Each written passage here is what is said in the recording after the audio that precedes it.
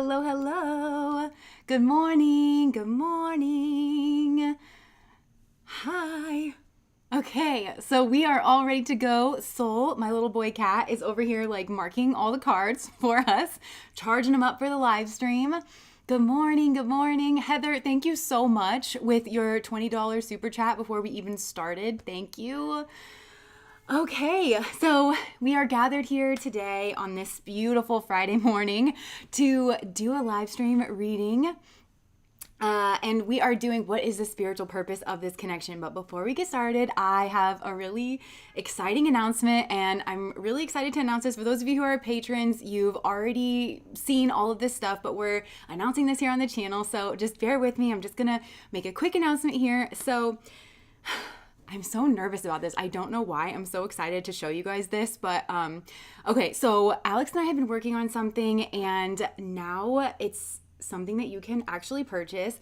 So we have made something called the Everyday Magic Candle. And like I said, patrons, you guys have already seen these, and I think that they are absolutely beautiful. So I'm just gonna tell you a little bit about them, but just tell you why they exist. So you guys already know that I super love candles. I've mentioned this in a couple of the readings before, that the simple act of just lighting a candle really does a lot to protect your auric field. And it's such a powerful intention setting mechanism. And it's something that I've always really loved to do. I have a lot of Aries, like fire energy, maybe that's part of it. And then also just the element of fire really connects you to Dharma.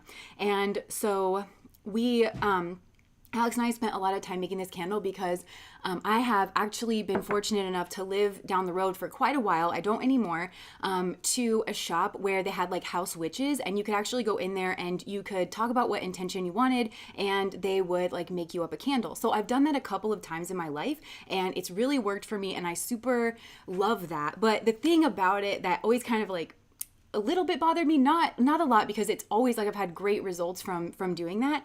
And I'll tell you about this time, like when we bought our house. So I got one of those candles for manifesting like the perfect house for us, because I knew like no matter all the things I could list out in a house, I probably wasn't thinking about all the things that would like actually really work for me. So we just set that overall intention, and then when I got my candle, it was like bright blue, and I'm talking like it really did look like they kind of had melted down like blue crayon wax, which is fine. The candle worked magnificently. I love the house that I'm in. I'm constantly finding new things where I'm like, oh my gosh, I never would have thought about that. But the thing is, like, we left that thing out and like we were burning it and, you know, trying to set the intentions.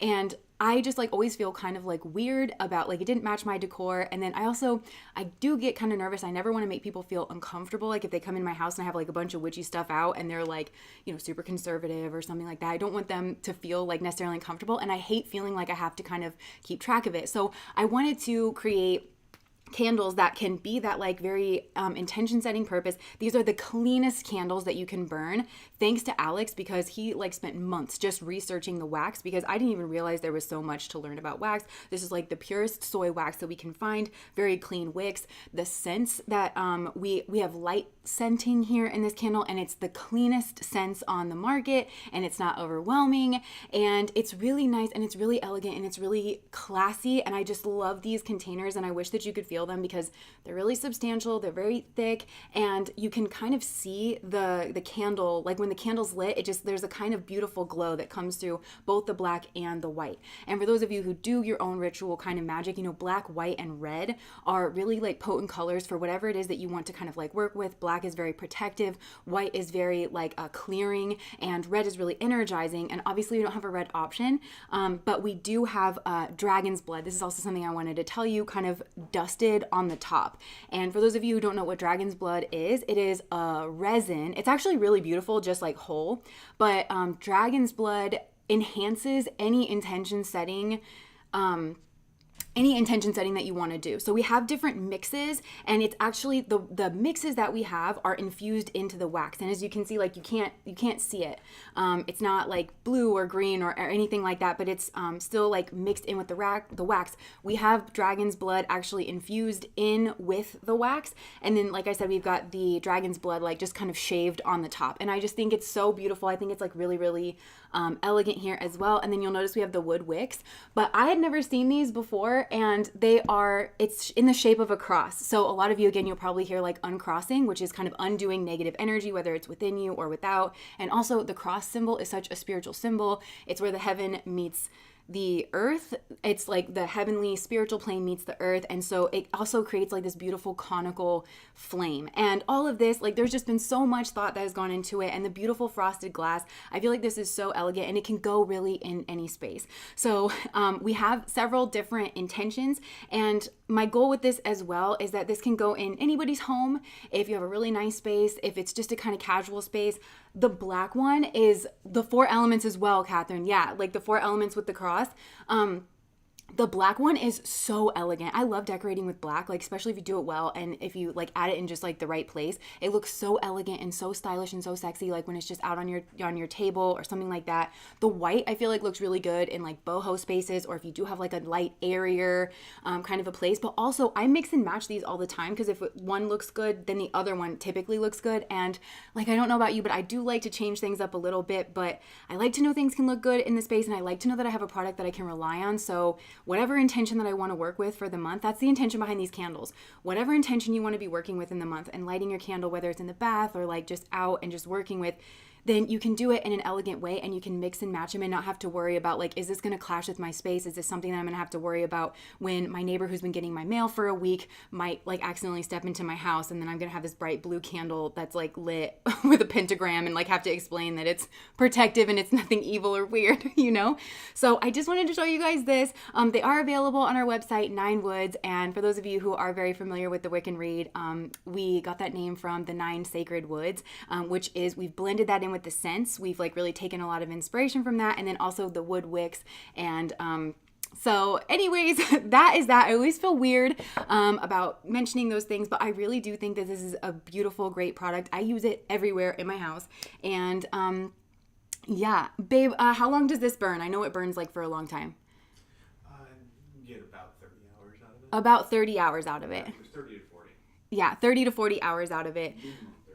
Yeah, and like I said, it's so beautiful and it's so elegant to just like light. It's beautiful. So with that being said, let's just set those to the side.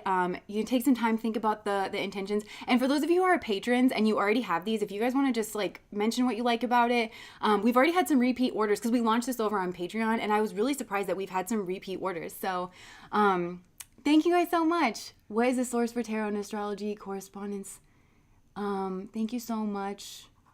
I'm not entirely sure what you are asking about, but if you clarify, then maybe I'll be able to answer your questions. So, okay, moving on, let's go ahead and get into this reading. So what is the spiritual purpose of this connection? So I'm gonna look, the shaman card is already at the bottom of the deck. So I'm already feeling like energy work, energy shifting work.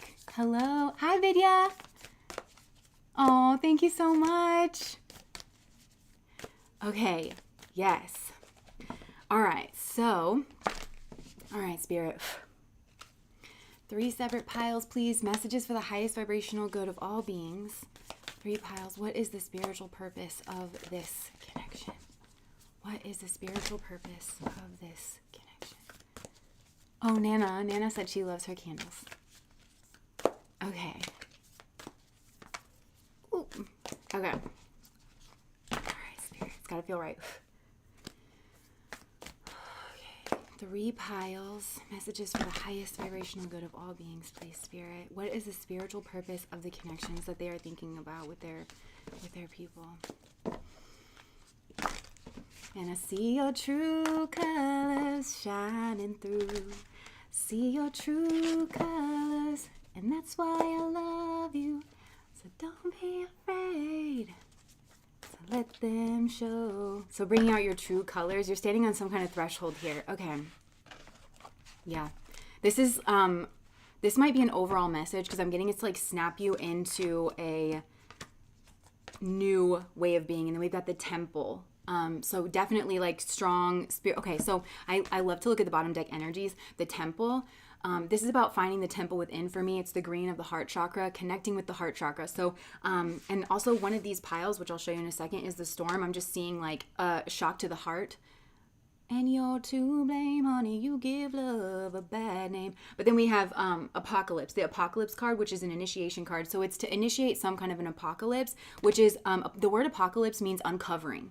It means revealing. So something here to uncover your true colors is kind of like what I'm sensing. It's a shock to the system, kind of like a tower moment that's meant to connect you with God, meant to turn you within. And then we're going to get more specific messages on that. But that feels like, oh, interesting.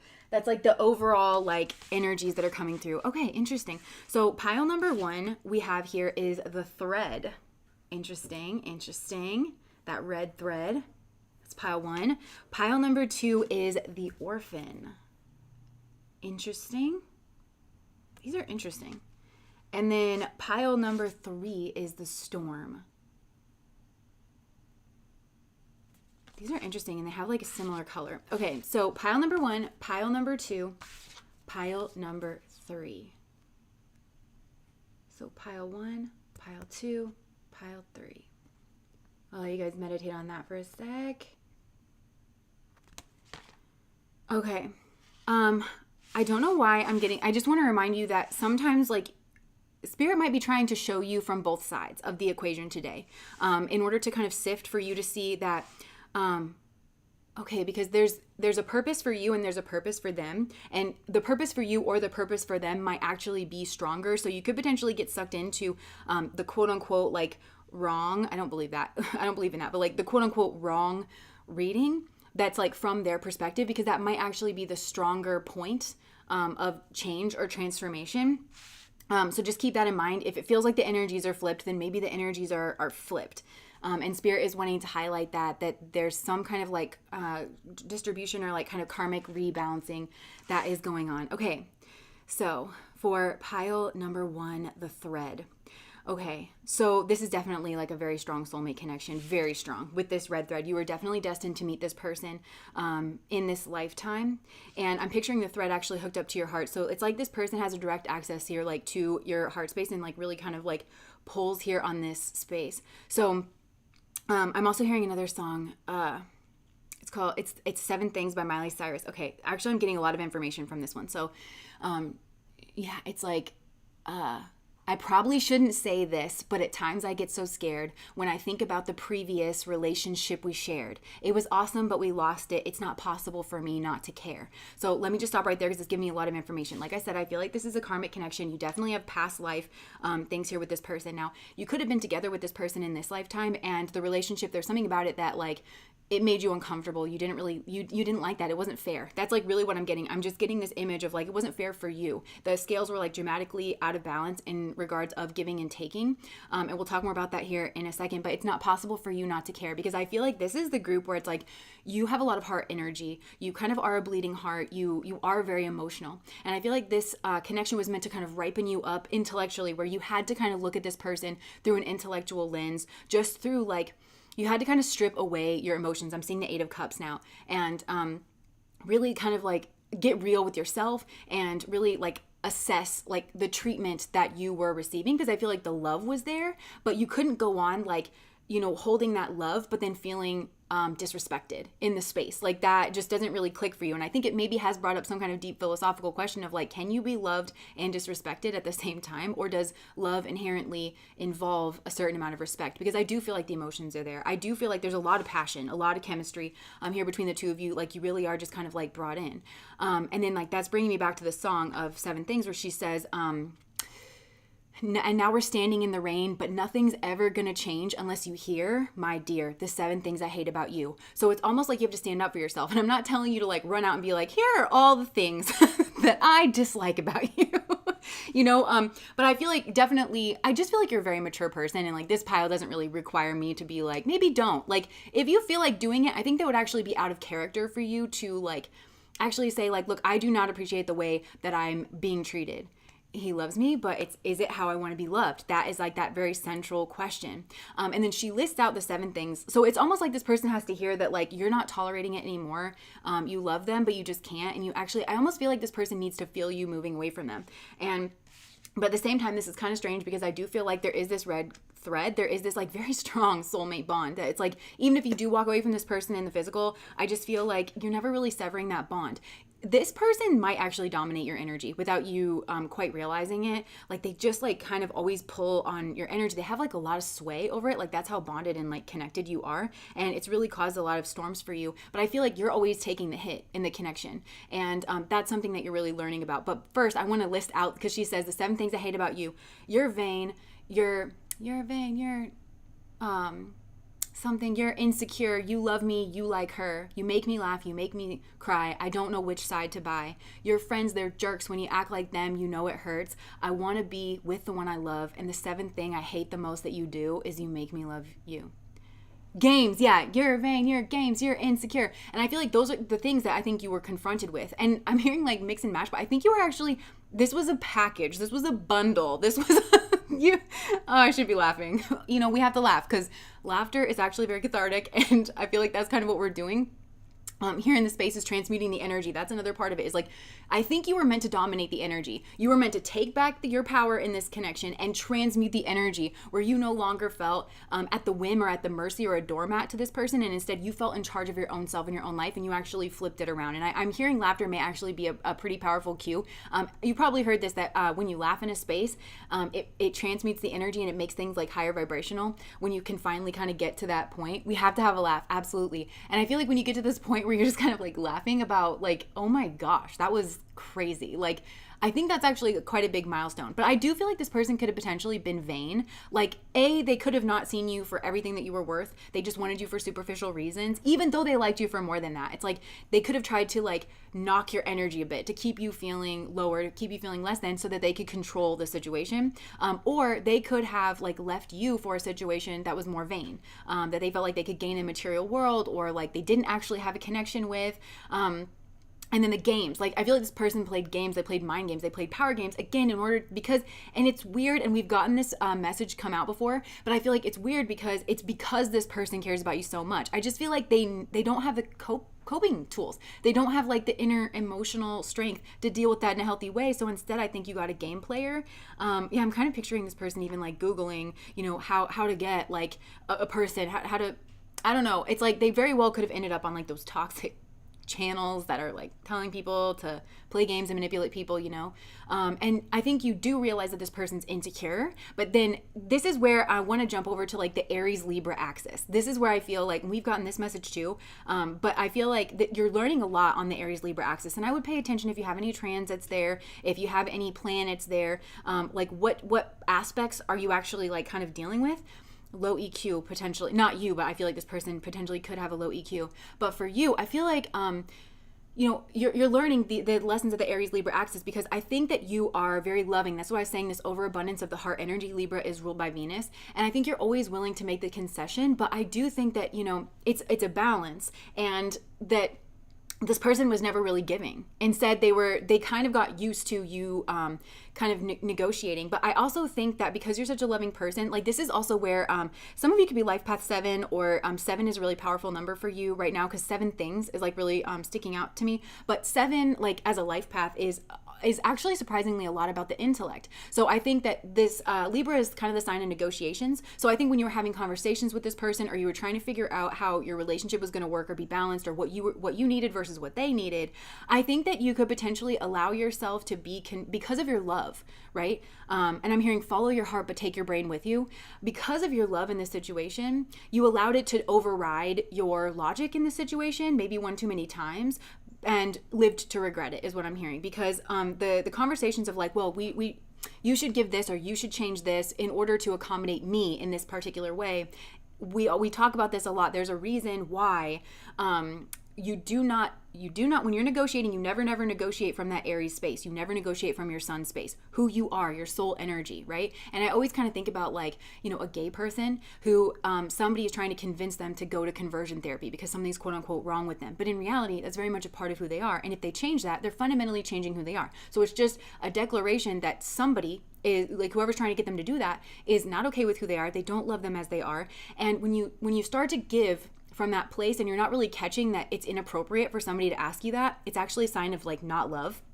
It's actually a sign of not caring, of them not actually thinking about your needs and your wants.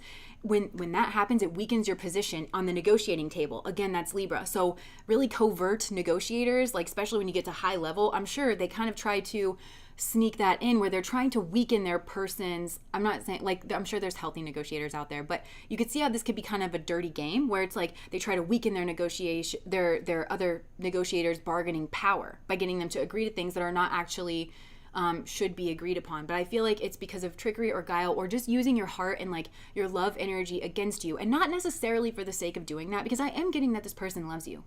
It's just that they don't know how to love safely and well, which is why, back to the song 7 Things, I feel like you're at a position this lifetime. I'm hearing your soul is really bossed up. So you are confronted with this person in this lifetime, whether this is a soulmate, whether this is a twin flame. And I know in the twin flame community, there's a lot of how many lifetimes do you actually meet your twin flame? Because a lot of people think that you don't meet your twin flame. For the people who believe in this, that you don't actually meet your twin flame every single lifetime. Some people say it's 12 lifetimes over your journey, or whenever it's like there's something like really real to kind of deal with.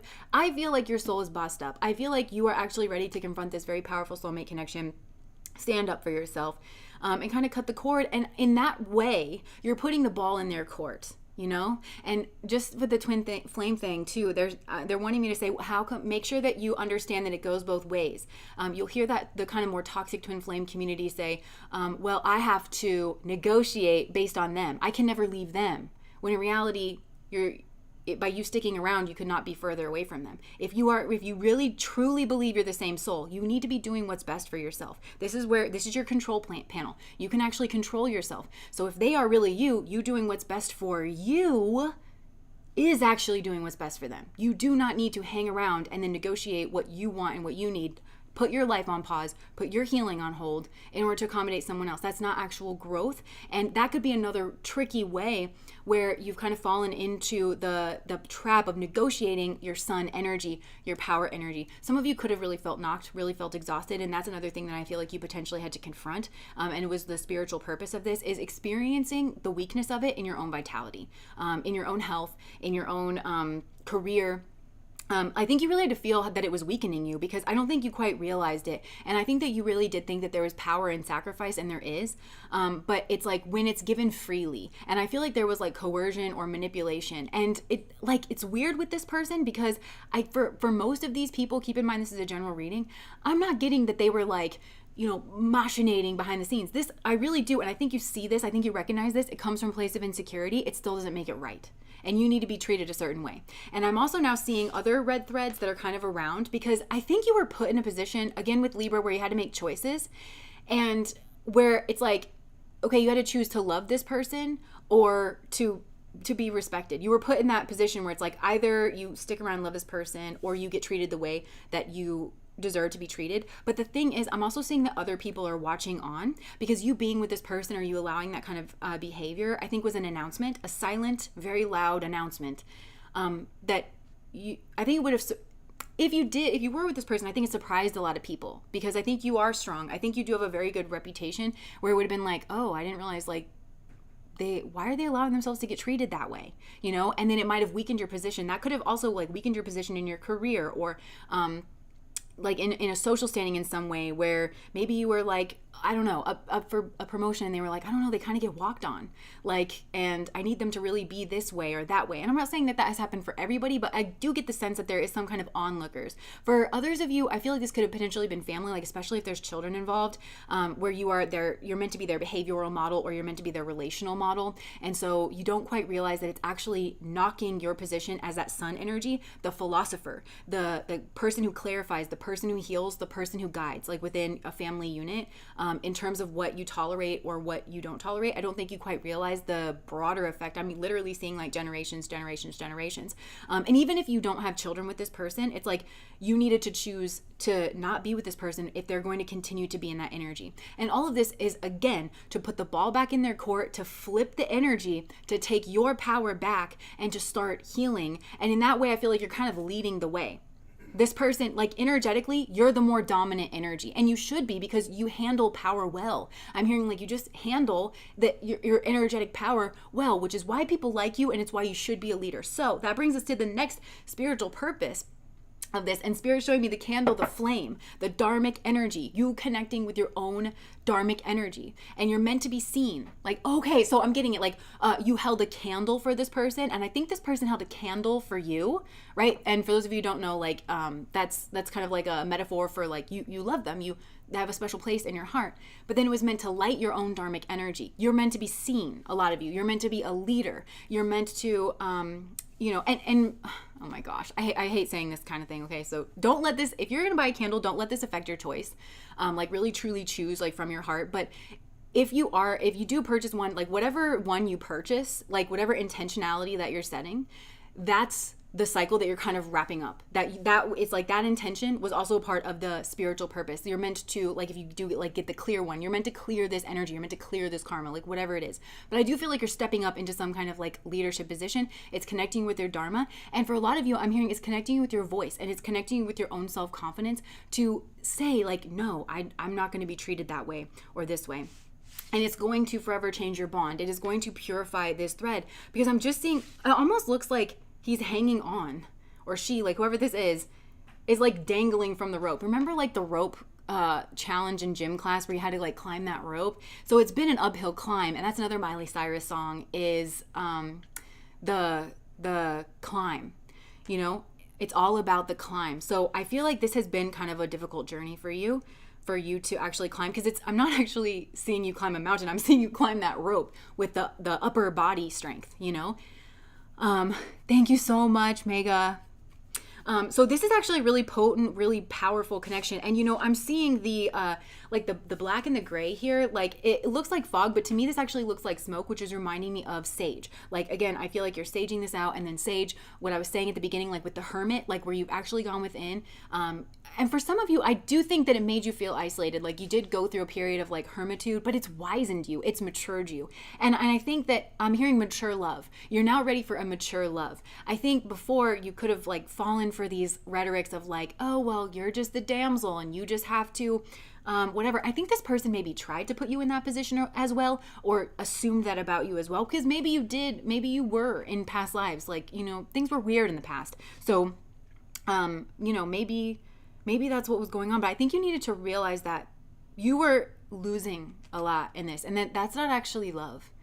Whatever it is, it's not actually love. And I think you're in a way, you're holding this person accountable for the caliber of love that they bring to the table. And I'm hearing this person can't help but follow your energy, is what I'm getting. And you don't realize this.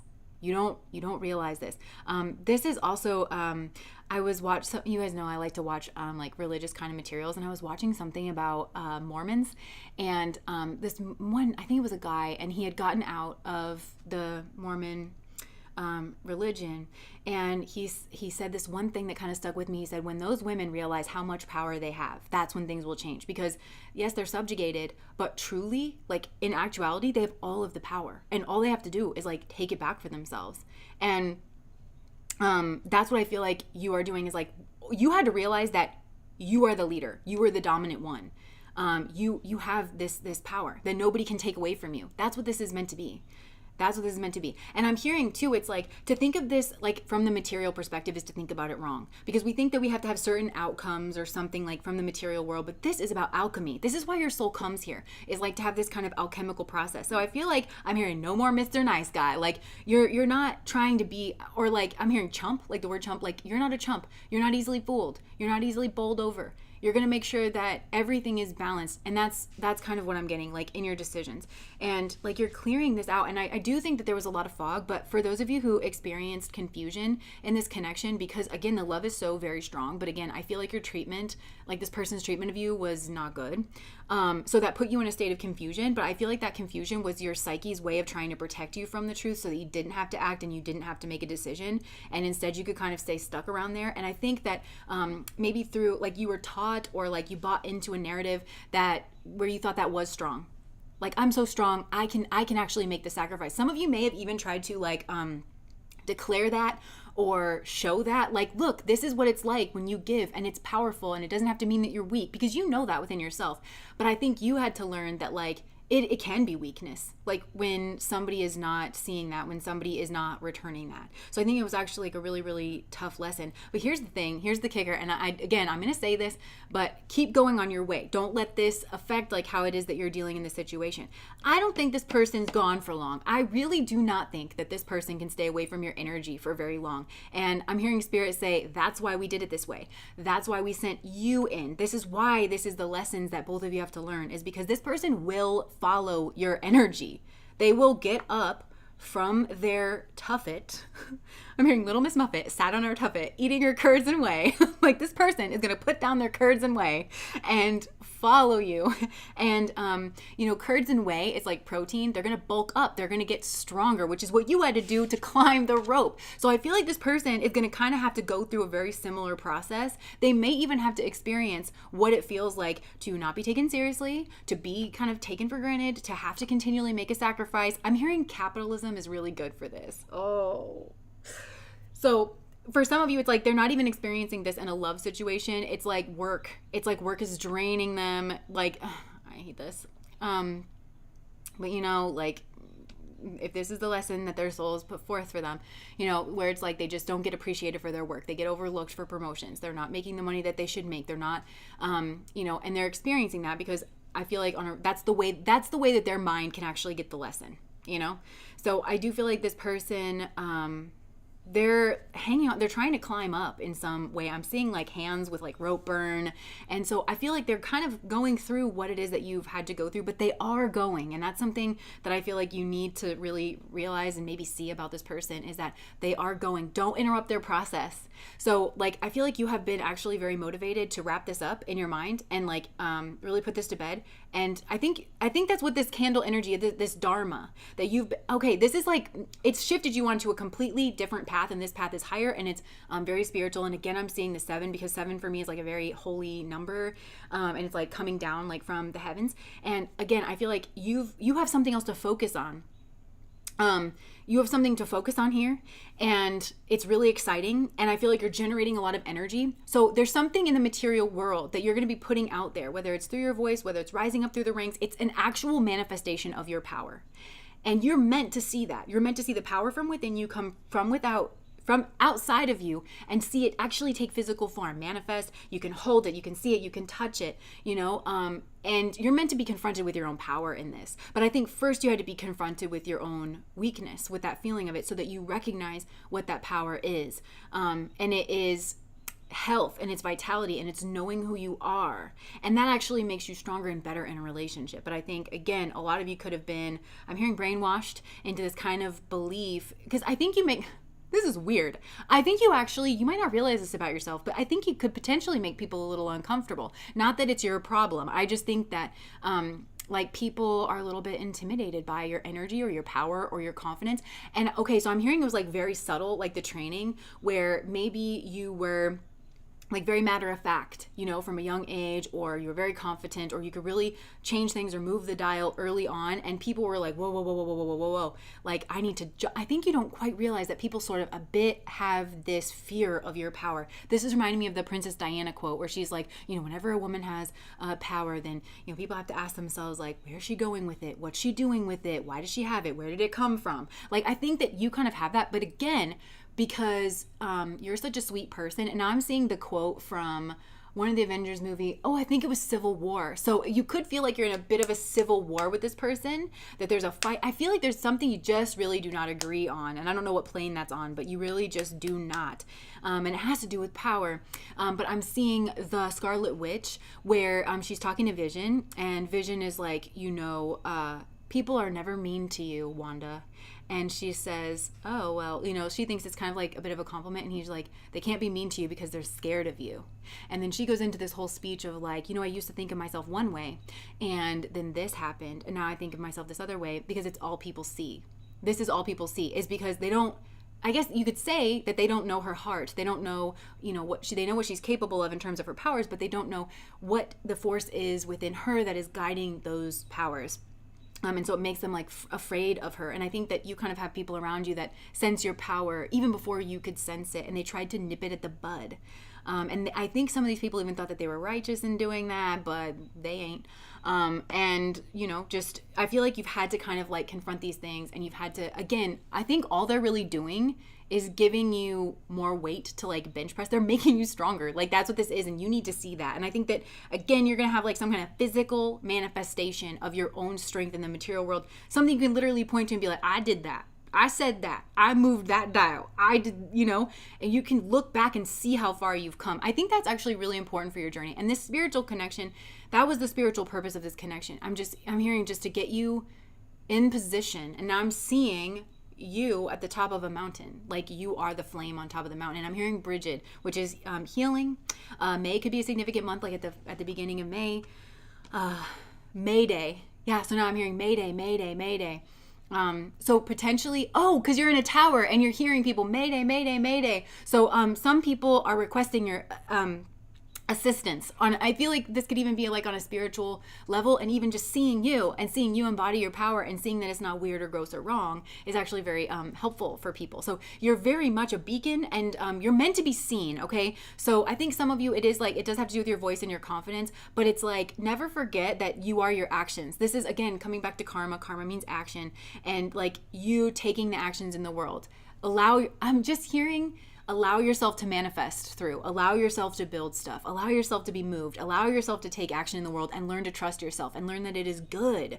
It's good for you to trust yourself. And I'm noticing here the rainbow. I feel like I'm talking so fast. Sorry if I know sometimes, like I've gotten that feedback since I was a child, that sometimes I can be a little motor mouth. But the rainbow here is upside down. And so I feel like there is so this like new beginning, right? Rainbow is God's covenant that he's not going to hurt us anymore, like after the flood, right? So I feel like you've gone through the pain of it. You've healed from this. You're not going to receive like any more pain from this. You're starting a new day. But I'm picturing this rainbow because it's upside down. I'm picturing like an astrology chart, and like the bottom part of the astrology chart is like the darkest part of the chart. It's most private. So I feel like you have gone through something here on the inside. It's most private, where you're having this new dawn, this new day, and it will affect how you are seen in the world. And this process that you have gone through might never be seen. It might not need to be seen. For some of you, it will. It's like, like this is for you, what you've gone in like behind the scenes. But it will change the way that you are seen. It will change how you move in the world. And so this was always meant to kind of change you from the inside out. And I do just want to say, get you to take your power back. Now, I've been looking at this. It says purse. Pay attention to your finances. So, and then spiritual love. I don't know if this person could have potentially targeted you for, again, that's the vanity, potentially for like status or gain, or they thought you looked good on their arm, or something like that. But they potentially could have. But again, it's a real travesty, because this person had deeper feelings for you than just that. And they didn't want to admit that to themselves. And they definitely didn't want to allow that to show. Okay, that's part of their thing. Because remember, I was saying, and I see your true colors shining through. Well, their true colors is that they're kind of a lover, not a fighter. But they, for whatever reason, feel like they need to bury that so they can be the big man or the strong man or the strong lady, or like whatever it is for this person. So they never allowed themselves to show their tender side, and that they care about you, and that they're vulnerable to you, and that this person kind of bows like to your energy a bit. That you are the more dominant energy, is what I'm getting. And they put you in like the littler body, or they put you in the lady body, or they put you in a gay body, or like whatever it is, and this person like feels like they're in the body that should mean certain things about their soul, but it doesn't necessarily work that way, you know. So yeah, watch your finances. And this doesn't even, I'm not getting like a bad feeling. It's just that you may need to make your money work for you, or some of you have enough money to be investing in something or to put it towards something. And maybe you think that you don't, but you actually do. Okay. So let's see. Oh my gosh, this literally says candle. You will be shown the way. Okay, I am getting, of course, my guides knew that we were launching this, and they probably have like woven this in. I don't know. This is crazy to me, because literally I was seeing like you held a candle for this person, then you are the candle, you're the beacon, you'll be shown the way. But I'm seeing this as twofold. You will be shown the way. I think you have been shown the way. They're showing me the hermit, like with his little candle, or not his candle, his lantern. Like you will be shown the way, and you have been. But I'm hearing, as I walk through the valley of the shadow of death, I take a look at my life and realize there's nothing left. So I feel like you walk through the valley of the shadow of death, but then that's you, the Mayday, like you know the way now. So I'm hearing trailblazers. So you are trailblazers. You have learned the way. This reminds me of another reading that I did where I was like, I think this was on Instagram actually, but it was like this on the river Styx, right? The river Styx is like the river of like death to the underworld, right? But it's that river of death, that river of transformation. And I was like, in on this river, on places where people are afraid to tread, this person has their guide level certification. And I feel like that's you, and that's like why you're the candle of love. Love. For those of you again who like do rituals, you know, like when you set your intention, and you're supposed to light the candle with your breath before you light it with your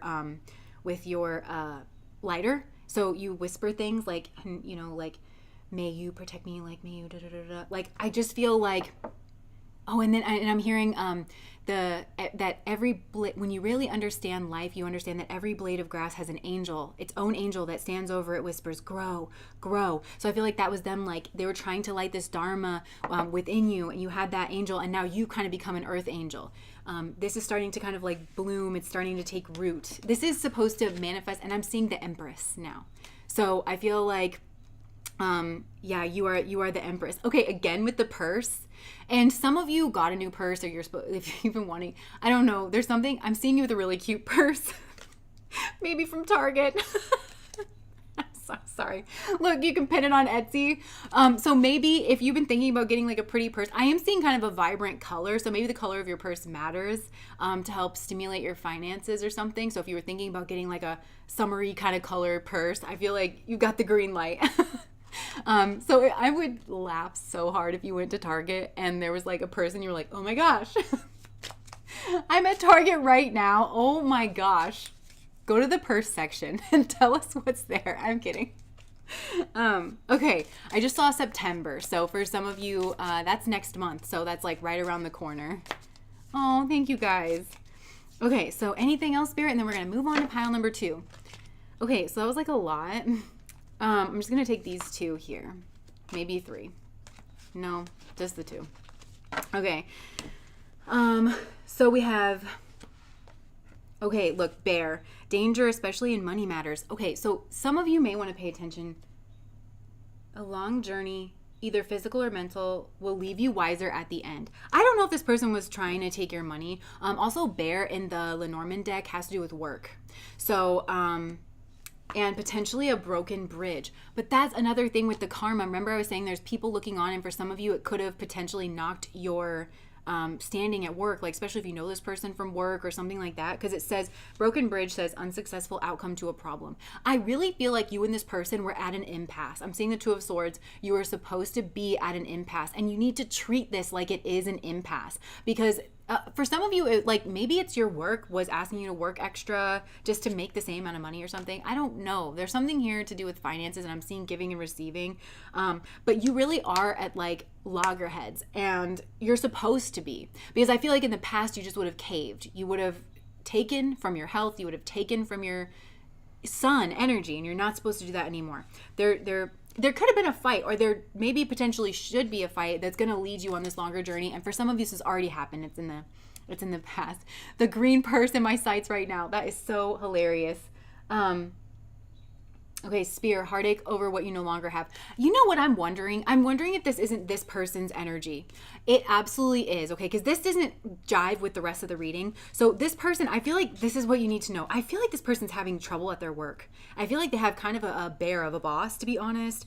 Their finances could be like not so great. And it's because of the broken bridge with you, karmically speaking, which has put them on a whole different trajectory. They could have potentially come with you down this road if they wanted to cooperate, like with spirit, not necessarily like with your ego or anything, but like with spirit, to actually learn their lessons. They could have like held your hand and gone on the road with you, but because that was unsuccessful and they've put themselves at loggerheads, and that loggerheads manifested for you again as that choice of love or respect, which you should never have to choose between.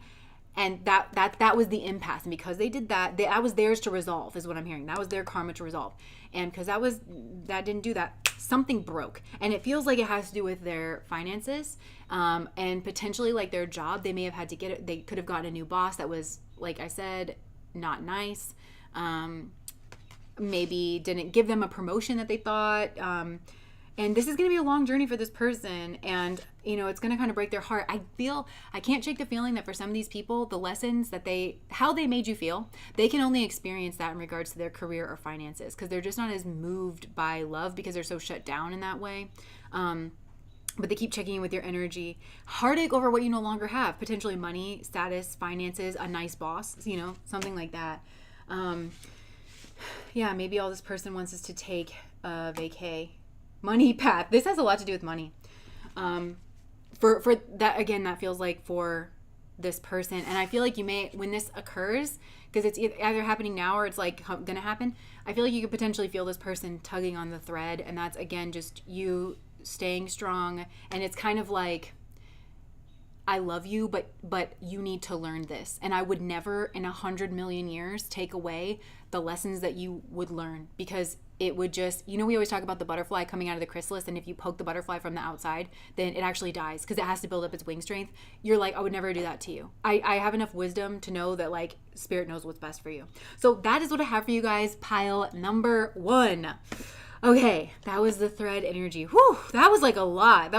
And I do feel like you're at the tail end of this journey, and this person could potentially just be at the beginning. And you have like come out wiser, and I feel like this person is like really recognizing that you're the candle, you're the beacon. That's what okay, I'm so glad this was resonating. This was a big pile. Okay, moving on to pile number 2. I'm kind of wondering if this isn't their energy for pile number 2, because I'm seeing the orphan, and I feel like this person could potentially be reaching out for you, but then feeling alone. Also, I guess we're just jumping right into this. Sorry, I'm just like on a roll today, like for whatever reason. So they're teaching me something. I don't know why I just want to like kind of say this out loud for myself, because I always get kind of nervous before these, and like sometimes I get like channel before I even sit down. Like some of the messages will start coming through, especially for pile number 1, but the last like few times it hasn't really been that way. But I feel like I just get into the flow, and I feel like they're trying to teach me that I can just like let go and trust, and I don't have to worry, and that worry is useless, and not to worry, because worry is wasteful and useless in times like these. I won't be made useless, won't be idle with despair. I gather myself around my faith, for lights the darkness most fear. So I don't know if that resonates with anybody, kind of as a bridge into pile number 2, but I just wanted to say that. Okay, so the orphan card, pile number 2, here we are. So I'm really focused in on this snake energy here right off the bat, and it's thank you so much, Return to Sender, for your $10. Okay, so I'm really focused around on this snake right now, and it is in the shape of a circle, which, the snake in the shape of a circle is called Ouroboros, and it is a symbol for paradox. So I feel like there is some kind of paradox going on here in this situation. It's a clever irony is what I'm hearing, and whether this is you or whether this is your person, I feel like there's actually some kind of like interesting irony that they're having to confront. Maybe they felt like they were orphaning you. There could potentially be a child here that is involved, but this person's like reaching out, and they kind of like are on their own. They're also, to me, I don't know what kind of flower this is, but in my mind I'm picturing it as the lotus flower. They're reaching for the fruit. Okay, that's what I'm getting. This, because the lotus flower grows up through the mud and the muck, so it's the result of a long process. But they're reaching for the fruit, but they have to do it themselves. So that's also part of the paradox, is I feel like they see you and they feel like they see your progress, or they feel like something you have and they feel like they could just reach out and touch it, but it's a lie. They've never been further away. They actually have to go within. They actually have to like do the work themselves. And there is a guide here. I'm seeing the snake energy, like the healing snake. And that to me is representing some kind of very wise guide. And I do feel like the snake could potentially be using temptation, but in a very clever way, and in a way that's like very appropriate. And it could be towards you. This person can have quite a bit of temptation here towards you here at this current time. But interestingly enough, I feel like this person's breaking up. Like from your side of it, I'm noticing like all the static here under this hand. So I feel like you don't realize that this person's reaching out for you, or like something here is blurred. So Spirit, what is the spiritual purpose here of this connection? Okay, I'm hearing the word strife. Conflict, and I'm also seeing the 5 here, which 5 is like difficulties in the material world. So I feel like it was to kind of cause difficulties here. And okay, I'm going to pull some more cards here because I'm getting messages, but it's like really hard to put into words. And I feel like that's another thing. It's hard to put this one into words because it's supposed to take place primarily from within. And just like I was saying at the just a second ago about the butterfly and poking it from the chrysalis, there's almost a real danger here with this one. This is why I feel like for a lot of you, this is your person's energy, because it would be rare for that person to be drawn in and listen to this, because there's a risk that it could potentially, that their mind could preoccupy with all of these concepts. That's also what I'm getting, is like this person thinks that they're so close to the truth because they think if they can logically understand these concepts that they can just put it together almost like it's just a puzzle to be solved. And it's not. It's so much richer than that. It's so much more three-dimensional and tapered, and it's so much more than that. It's so much richer than that. And this person can't possibly understand that unless they actually live it. This is a path that has to be walked. It has to be lived, or it's always going to fall hollow. It's always going to fall flat. And so that's really what the purpose is for this person, is to put them in touch. I'm hearing contemplative. This person needs to be more contemplative. They have to stop reaching out. This reminds me of the energy. This person is maybe young on the journey. Their energy is striking me as a little bit immature, or at the very least, they're very young on the journey. And I'm actually seeing the Fool. And for me, the Fool, I think you misunderstand the Fool if you think that every time the Fool comes up, it's just a absolutely clean slate. I don't know if you have seen Oppenheimer, but I feel like he's just the perfect archetype of the Fool, because his Fool energy, like where he's kind of very naive and very optimistic and he's starting something new, right, and literally dealing with uranium, it comes because he's hit the world, hasn't he? He's very intelligent. He is integrated. He has masterful intelligence. But his new lesson has to do with sociability and how the world works and politics. That's where he's the Fool. So it's right at that place where the World card and the Fool card meet here for this person. They're very built up in something. They're very, and I'm hearing hubris. So it's meant to put this, to draw out this person's Fool energy, to really check them. They need to be humbled, and they need to own their own hubris.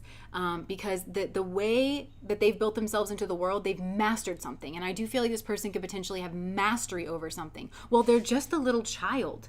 They're just a fool in this like new thing. And they're out of their depth is what I'm hearing. They're out of their waters. But the hubris part is that this person won't realize it, because they think that that all they have to do is understand things logically, and then therefore put things together as a puzzle. And then if they have all the right answers, then therefore they know. But they have to actually be able to do.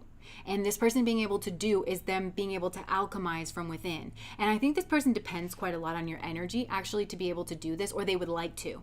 Because I'm kind of getting the sense of like this person wants to use you as a life raft. Like they would just lock onto you and you're like trying to, you're just trying to tread your own water. They can't kind of let you go. So, and I'm hearing for some of you, this person kind of feels like you should be an implement to them, like that you exist to serve them and that you owe it to them. But really, I think this person I'm connecting this to pile number 1, where it's like this person owes you, karmically speaking, which is why they kind of can't help but to follow. So they're not in a giving mindset, which is why they're being kept at a distance. Is kind of what this person needs to be in a giving mindset. But look, the little hand is like out to receive, And that's kind of what I'm getting is like this person, I'm seeing somebody crawling through the desert, like really parched. And the desert is the place of Rahu. Okay, that again brings me back to hubris. And that we were talking, remember, in pile number 1, the sun energy, that you were building up the sun. Well, the thing is in astrology that Rahu is the head that eats and eats and eats and eats and eats. And it thinks wrongly, because of its hubris, that it can replace the sun. That because of its intellect primarily, it can be the leader. It can be inspiring. It can be holistic, but it can't be any of those things. It just doesn't have the energy to do it, and it doesn't have the wisdom to actually see that. And now I'm hearing the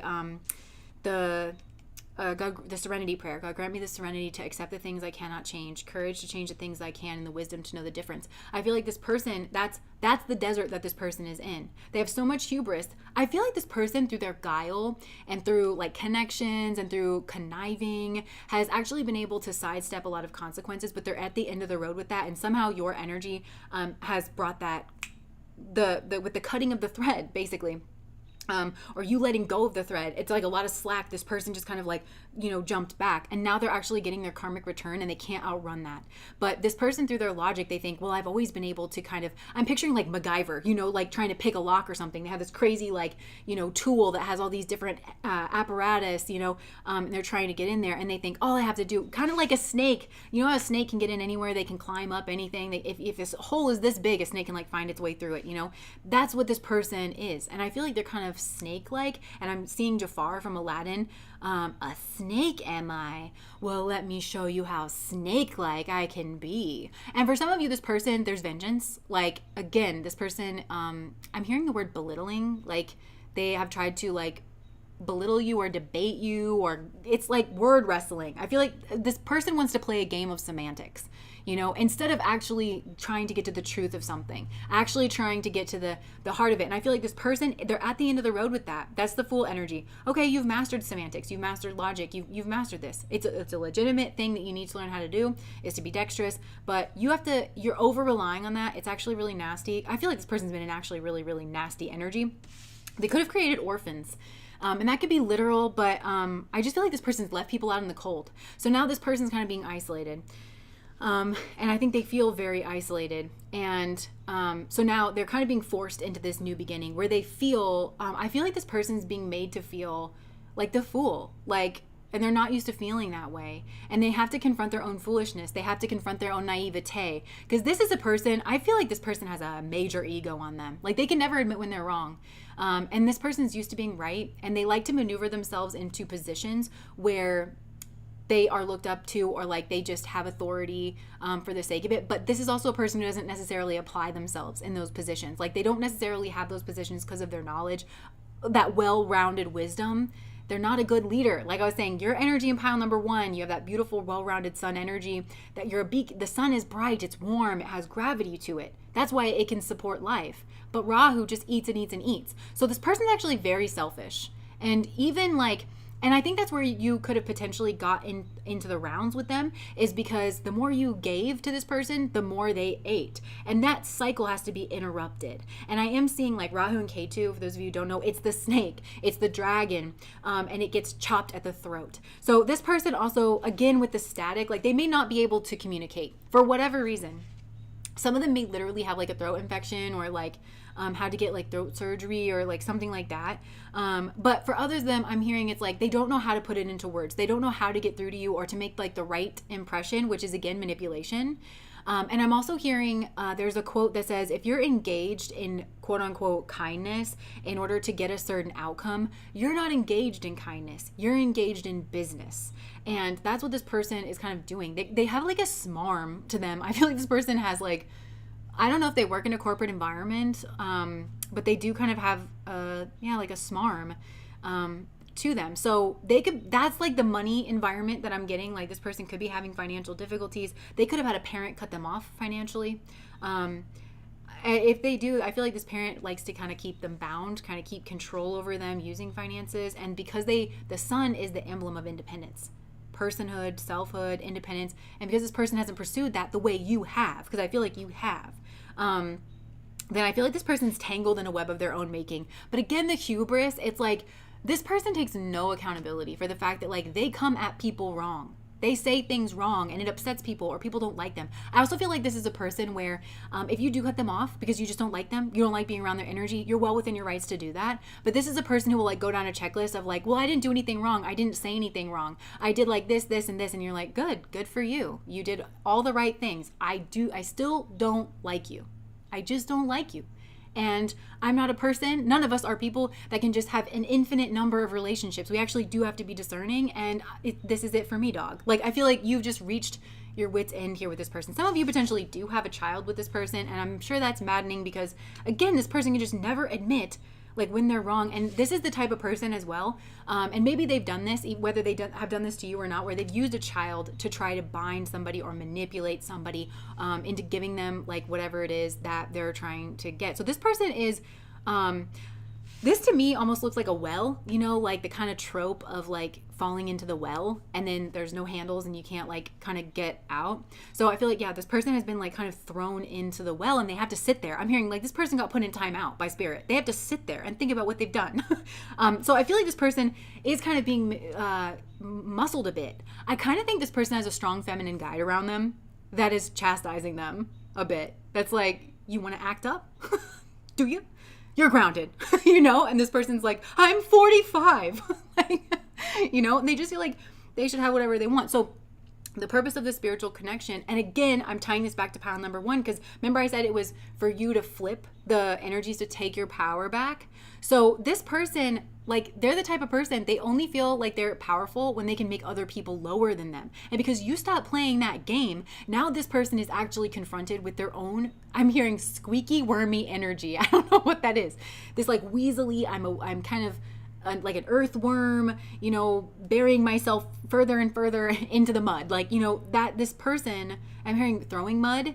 This is also the type of person, they're going to have to be confronted with who they are, because you know, like these types of people, it's like whenever they kind of get put in their place, they usually will throw mud. They'll get very defensive. They can lash out. They can try to flip the script and make you feel guilty. I feel like a lot of you, you've already lived this. This is like the playbook. They can try to make you feel guilty. It's you're the reason that they responded the way that they did, that they couldn't control their temper, that they wrote that toxic message to your mom, or you know, that you're the reason, you know. They try to like flip it, and if they can't do that, then they play the victim. And I feel like you're just sick of it. You see the playbook and other people are sick of it too, and that's why this person is in timeout. And I feel like this person as well, part of the karma here is that they may have no choice but to trust a snake to pull them out, because none of the good people want to be around them. And so this could potentially be the bear energy, the boss energy, that's basically going to be to them the way they were to you. And so they have to once again live it.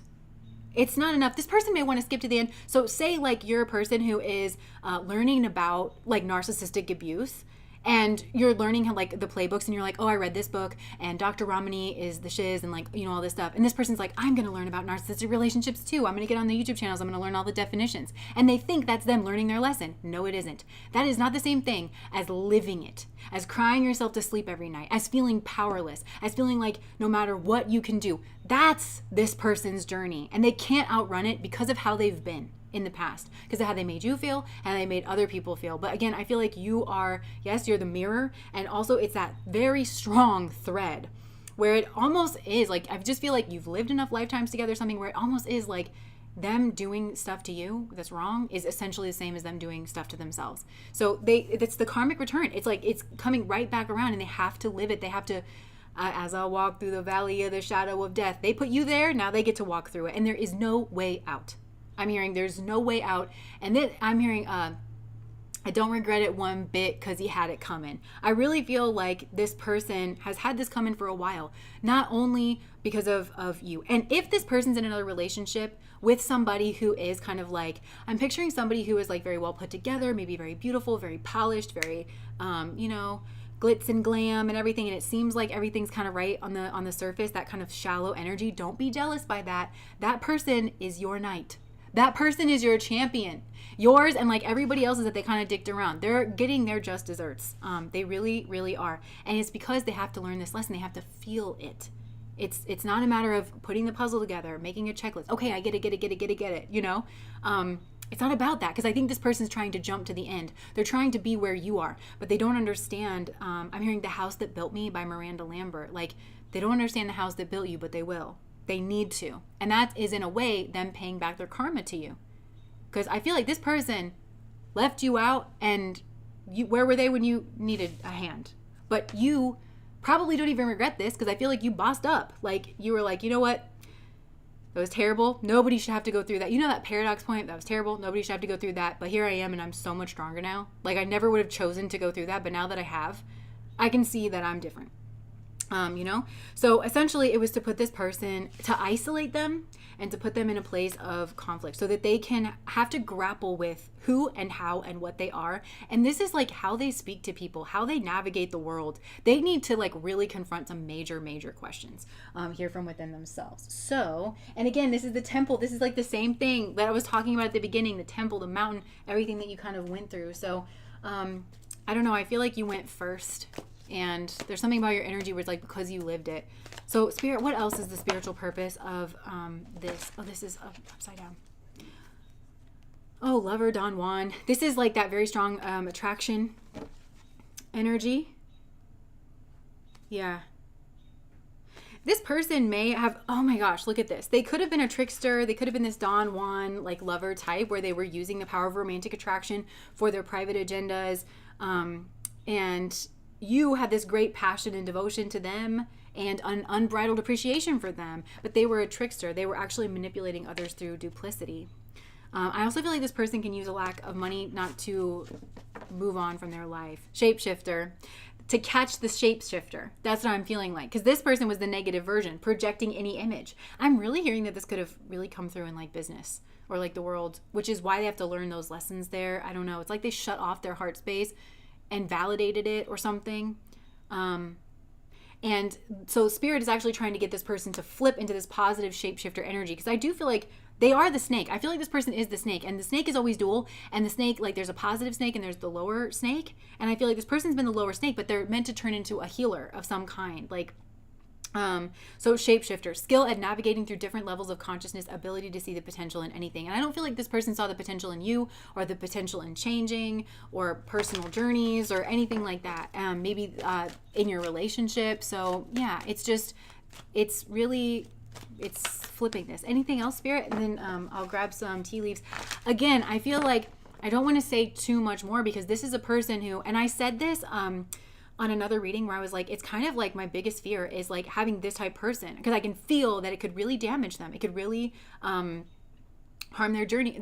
It could be, and Spirit has to manage all of that because I give the messages that I'm given, and I have to trust that certain people are going to come here and that they're meant to. But it's like that's my biggest fear is these people where essentially it's the finger bursting caterpillar, all these logical concepts that they're very smart. They can logically understand these concepts, but they lack wisdom. So they're not able to handle that well. Like they can really hurt themselves and other people doing that. Try to scout you for talent. Oh my gosh. Literally, that's such an apt reference. So Hazel said that her person is like the guy from Dimitri from Anastasia. That is so it, where he starts off like the trickster, but then he meets Anastasia, and then he has to really like confront himself. That's really it. Oh my gosh, Simone got a new purse from Target. I love that. I love that so much. May it bless you. May your pocketbook be ever blessed. Okay, so anything else here, Spirit? I cannot believe you actually did that. Yeah, this person had thief energy. I think this person calls this wisdom because they think that they're smart, but again, they're just willing to stoop to levels that true leaders, true wise people just refuse to stoop through because you can understand the consequences of your actions.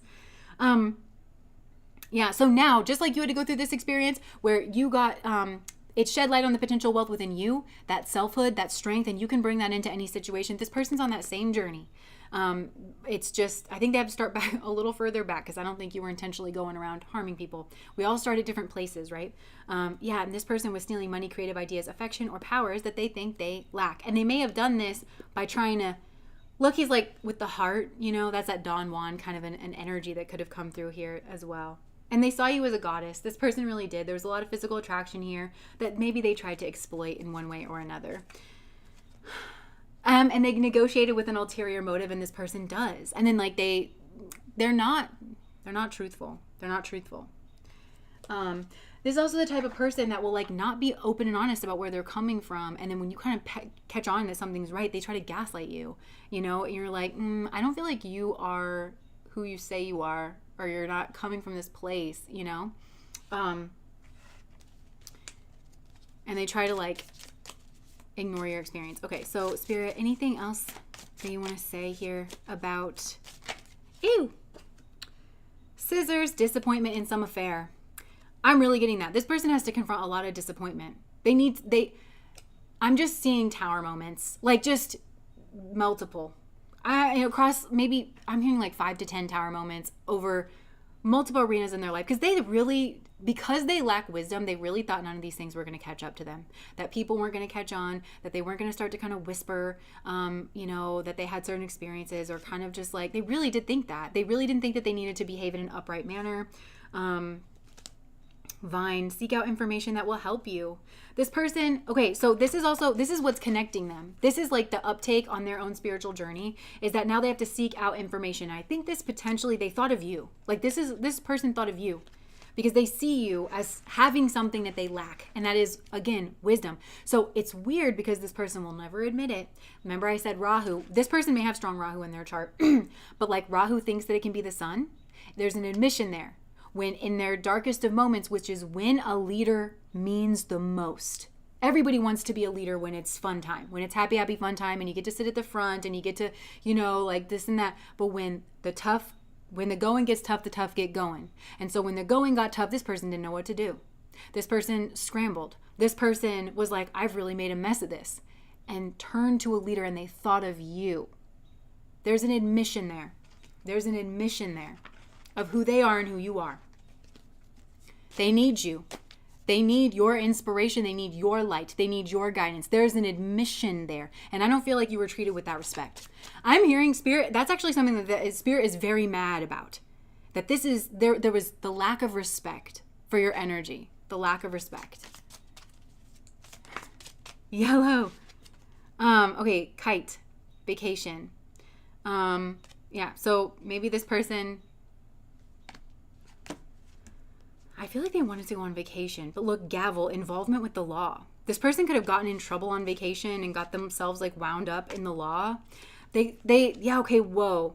There is this person that keeps coming up, this bear, this man that got their claws in them.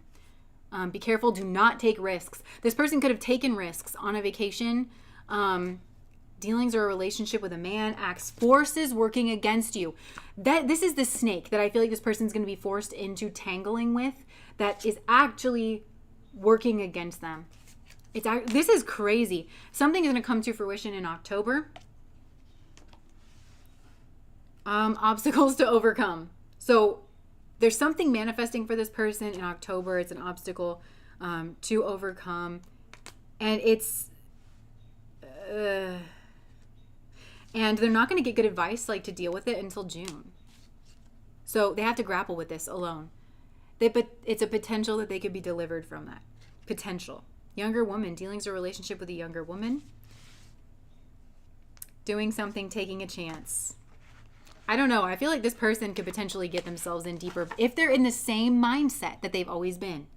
That I'm going to scheme and try to get out of this instead of taking my licking, first of all, hitting rock bottom, understanding there's a wisdom in that, going within and trying to sort myself out. Like, that's what this person needs to do. Try to sort myself out. They need a new approach to life. They need a new lens. They need a new vision. They need a new approach. But this person is just, again, they're trying to logically take things in so that they can maneuver the map better. It's the same old bullshit is what I'm hearing. It's the same energy that they've always been in. Okay, golden yellow and light blue purses for everybody. Yeah, rock bottom is supposed to humble you. And they're on the mountain road. This is your energy. You're on the road to success. Watch out for trolls and don't get depressed. Learn to be bold. Haters gonna hate. Testers gonna test. But you continue your journey because you're the best. So with the snake energy, it's like, I I'm just hearing, don't worry about it. Don't you worry about a thing, mama. Okay, so that is pile number 2. That is the spiritual purpose of this connection for the pile number 2 people. I am the shifter of the shape I'm in. I love it. Rock bottom is supposed to humble you. And I do just want to say, like, that perspective takes wisdom to see. But this is a person, again, they so live in their ego space where it's like good, bad. But it's preferences and aversions. So their ego has become their God, and their rudder that they guide through life with is just preferences and aversions. Oh, I don't like that. Oh, I do like that. But wisdom is sometimes rock bottom is exactly what you need. Sometimes it should hurt. Sometimes it should feel uncomfortable because you're changing. Sometimes a tower moment is healing, but you have to have an elevated perspective that you don't just get what you want all the time, right? Yeah.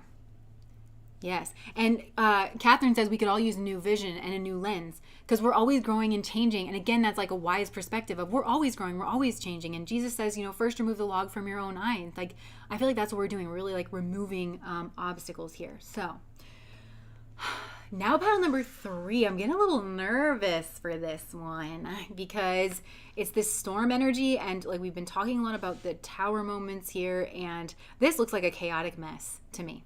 And so the spiritual purpose of this, now I said chaotic mess, and I'm hearing like chaos and order. And as we know, because we're here on this channel of the Chaos Witch, we're the Chaos Coven. Chaos is a feminine energy to the logic of the masculine energy. So I feel like this could potentially be a person, and maybe this is you, where you like everything kind of like neat and orderly, and it makes sense to you, and everything kind of has an explanation, and in that logical world, if it doesn't have an explanation, well, then it's not real, or it's, something like that. So for this person, again, like whether it's you or somebody else, it's to push them into that chaos energy. You're welcome, you guys.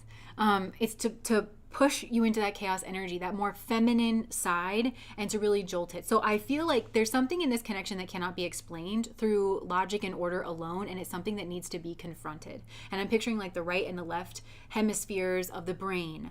And I'm also picturing like feminine versus masculine logic, because feminine types of intelligence you can only relate to. It's kind of like on a gradient. So it can always be changing. It's not always that one pointed answer every single time, but it doesn't mean that it's not true. But because, you have to relate to something in order to know it, if that makes sense. And social relationships are like this, if you get to know your friend, well, your friend is, the water's always changing, always flowing, so it's like, there's something here where this needs to be confronted within this person, that there's not always a clean answer to everything. There's not always everything gets wrapped up with like a nice neat little bow.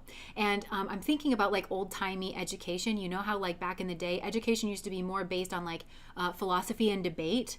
So like when you think about taking debate as an educational system, if you can argue your argument, whether you actually believe in it or not, but if you can like create a genuine case for that, it's teaching you how to think. And then coming up with the answer becomes almost a secondary objective. You may actually get to the point and to where you're able to say like, well, there really is no one answer, because, their side of things, like it makes sense under these certain conditions, but this other side of things and way of being makes sense under these other conditions. And that's actually a higher level of knowledge, because now you can speak like a doctorate on any one topic. You can say like, well, under these circumstances, we can see this result, or it comes from this place. And under these other set of circumstances, it comes from this place. But see how that's relating? You're relating to it. It's not 3 + 4 is always 7.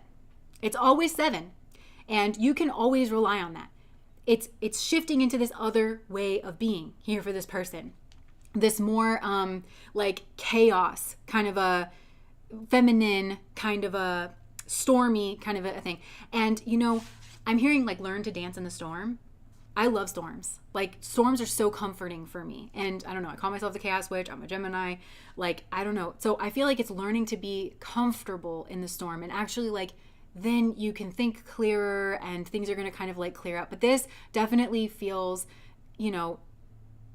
very, oh, look, there's a hand here, like reaching out. It feels very uncomfortable here for this person. And I am almost seeing this as a mirror, but the mirror is like cut in half. And I'm hearing that 7 years bad luck, but it doesn't feel like that. So there's, again, it's like, the way that that's coming through for me is like the split in the mirror. Oh my gosh, it's 7 years bad luck. It's like, to the logical brain, it's like every time a mirror gets broken, it's 7 years bad luck. But to this chaos side, it's like, oh, there's actually another way to look at it. And it doesn't always have to mean that. And maybe that's exactly what you need, or something like that. I'm seeing this little feminine fairy just kind of giggling and laughing, and having fun with it. Because fairy energy, fae energy, which is something this pile might want to work with, it's like chaotic good. Well, maybe not always chaotic good, chaotic neutral, and it's comfortable in that chaotic energy, and nature is chaotic. The feminine is chaotic, right? So I feel like that's what this is kind of really all about. And it really is like to put this person out at sea. And this is reminding me of the reading that's going up on Patreon tomorrow. I started off one of the piles and I was like, this person is like floating in outer space. Like they can't find the ceiling, they can't find the floor. And I don't remember what it was that helped them find that, but there's something that helps them do that. And that's kind of what I'm seeing for this pile, is like, you're just kind of floating. There is no ceiling, there is no floor. That's that logical brain of like, well, here I'm used to operating knowing this is the floor and this is the ceiling, but then you left the atmosphere and all of a sudden the things changed. And how well do you adapt? That's another purpose to this, is adaptability, and not being so rigid and not being so insistent that things unfold in a way that you feel comfortable with. Again, I'm hearing that's the ego. The ego wants to feel comfortable. It wants to be able to predict things so that it thinks that it can make better decisions. But this is not the way that spiritual people really live life. Spirituality is learning how to trust, learning how to let go, and learning how to flow, learning how to follow the Tao. And I feel like this person could get so much better results out of life if they could learn to let go, and if they didn't have to plan things out, all the time. I feel like I just demonstrated this earlier on in the reading where, oh yeah, because I was telling you that I wasn't able to channel the message before I even started, and that always makes me really nervous, because I'm like, oh no, like what if they don't have a message for me, or something like that. But I'm learning how to get into the flow. Remember I was saying that? Like I feel like that's what this is for this pile, is like your ego is actually keeping, you're to the point in your spiritual journey where you've learned the rules, you've learned the logic. You know that phrase that says, learn the rules so that you can break them properly, so that you can break them well. Okay. And I think we were talking about this, I think this was over on Patreon. I'm so sorry if I'm repeating myself. But we talked about like masters should not be beholden to the same rules, because they're masters. They understand why things work the way that they do. So when a master breaks the rules, they do it in a way that still maintains the spirit of something. It doesn't cause harm. They can actually do it masterfully in a way that doesn't cause harm, and you can actually get better results. There's certain exercises that you can do, like with teamwork and groups. Okay, this is reminding me, in school, and I used to work with kids, and so we would give them these like little logic problems to solve. So there was one where you stand in a circle and you start with one ball, but eventually you can have like 3 or 4. And so the whole purpose is like, I throw it to whoever I pick, and then they throw it, and then everybody has to like eventually get it. So then you have to remember the order of things, and then you try to do that as fast as you possibly can. So that's the first part of it. But then there's another part of it where it's like, okay, now one person, you can only ever touch the ball one at a time, but there's one person who can actually touch all of the balls, and then it changes the equation. Does that make sense? So there's people who can break the rules then, and those are leaders, those are masters, those are people who are very educated in a topic, and that actually means that we can be more efficient and we can do things better. So I feel like you have learned, this is a group where you've learned the rules. You've spent a lot of time probably developing your left brain, your logic brain, and some of you are literally trained in like a STEM field or something like that. You get the rules, and the rules are just the basics. You've learned kind of like the lay of the room, kind of like a blind person. Like they navigate the room because they know the bookshelves here, they know the couches here, they know this is there. So now you can freestyle a bit. That's kind of what they're saying, actually, and it feels foreign because this is a group that's like not meant to kind of go with the flow, but I feel like there's something here about this connection. So again, if it's like this shot to the heart, Or if it's even just like, this could be like a mentor or like just this shocking energy of like somebody that you really admire or something. But it's like the way that their mind works or the field, like this could be physics, you know, the way that physics works to a person who studied regular science. That is a mind F, you know, the same stuff doesn't apply, you know, so it takes a whole kind of psychology and physics. I feel like those are the two frontiers of science, and they require different tools, different elements. And so like physicists and really excellent psychologists are always the most interesting people to talk about because they have to be cutting edge. They have to have, you know, fold these kinds of things in. So I definitely feel like this, where it's like you have to learn to let go. You have to learn to go with the flow, and this is actually going to be pleasant. Like, remember I had like this trepidatious feeling because it's like, oh, the storm and oh, the tower. But this is a tower moment that can be good. This is a moment of enlightenment. And the moment of enlightenment, again, it doesn't come from your mind, because this is a group that is very used to operating in the mind, very used to figuring things out. Things make sense to you. It doesn't make sense to things. Life doesn't make sense to a lot of people a lot of the time. That may shock you in this group. A lot of us are just flying by the seat of our pants, and we're more used to it because we don't have a choice. But I feel like this group, you're so smart. Things always make sense to you. You're so used to that now they're going to flip you into this. Again, it's kind of like this full energy with the lightning. It's a tower moment. It's a moment of enlightenment. But I feel like this is going to be really, really happy, because I feel like you're going to have moments where when you actually manage to do this and let go and lean into the chaos of like, I don't know how this works. It just does, you know? And that's reminding me of a quote in that Thor says. I can't remember which Marvel movie it was. It could have been, maybe it was the first Thor actually, where he's saying what you call science, or what you call magic, we call science. So from that, like the definition of magic is something that has a definite result. I can see that when I manifest, it has a definite result. I don't have the knowledge. Our world, our species has not figured out like how it works. Doesn't mean that it doesn't work, you know? So you kind of have to be able to like go with the flow here. Like there's something here. I don't understand how, but that doesn't negate it. That doesn't mean that it's wrong. That doesn't mean that I have to have an immune system response to it and like attack it and, you know, whatever. So I think you're in for a lot of pleasant surprises. I'm hearing 10 again, you know, like in pile number 2, it was like, oh, they have 10 tower moments, but they were bad. Those were bad tower moments that were going to be uncomfortable. For this group, I feel it's going to be pleasant, because when you manage to like go with the flow, I feel like things are just going to magically work out. It's going to be a paradox. It's going to just coincidence. It's just going to coincide perfectly. And you're going to be like, huh? What? Why? How? And at first it might make you feel a little uncomfortable, but then it's going to make you feel interested and empowered. And some of you actually may be able to give voice to this with your logical brains. You may actually be able to like explain this to people. And I'm hearing you're the person you've been looking for. You're the voyager. You're meant to go sail this ocean. You know, like we've explored space further than we've like explored our own oceans, and it's like you're the person who's meant to explore this ocean. So go forth. Don't let it stop you. Don't be afraid. Don't like think that it's, you know, and this has to do with, I feel like this is an outward journey, but and this potentially could also link back to pile number 1, where it's like you building in the material world, you getting where you're going in the material world.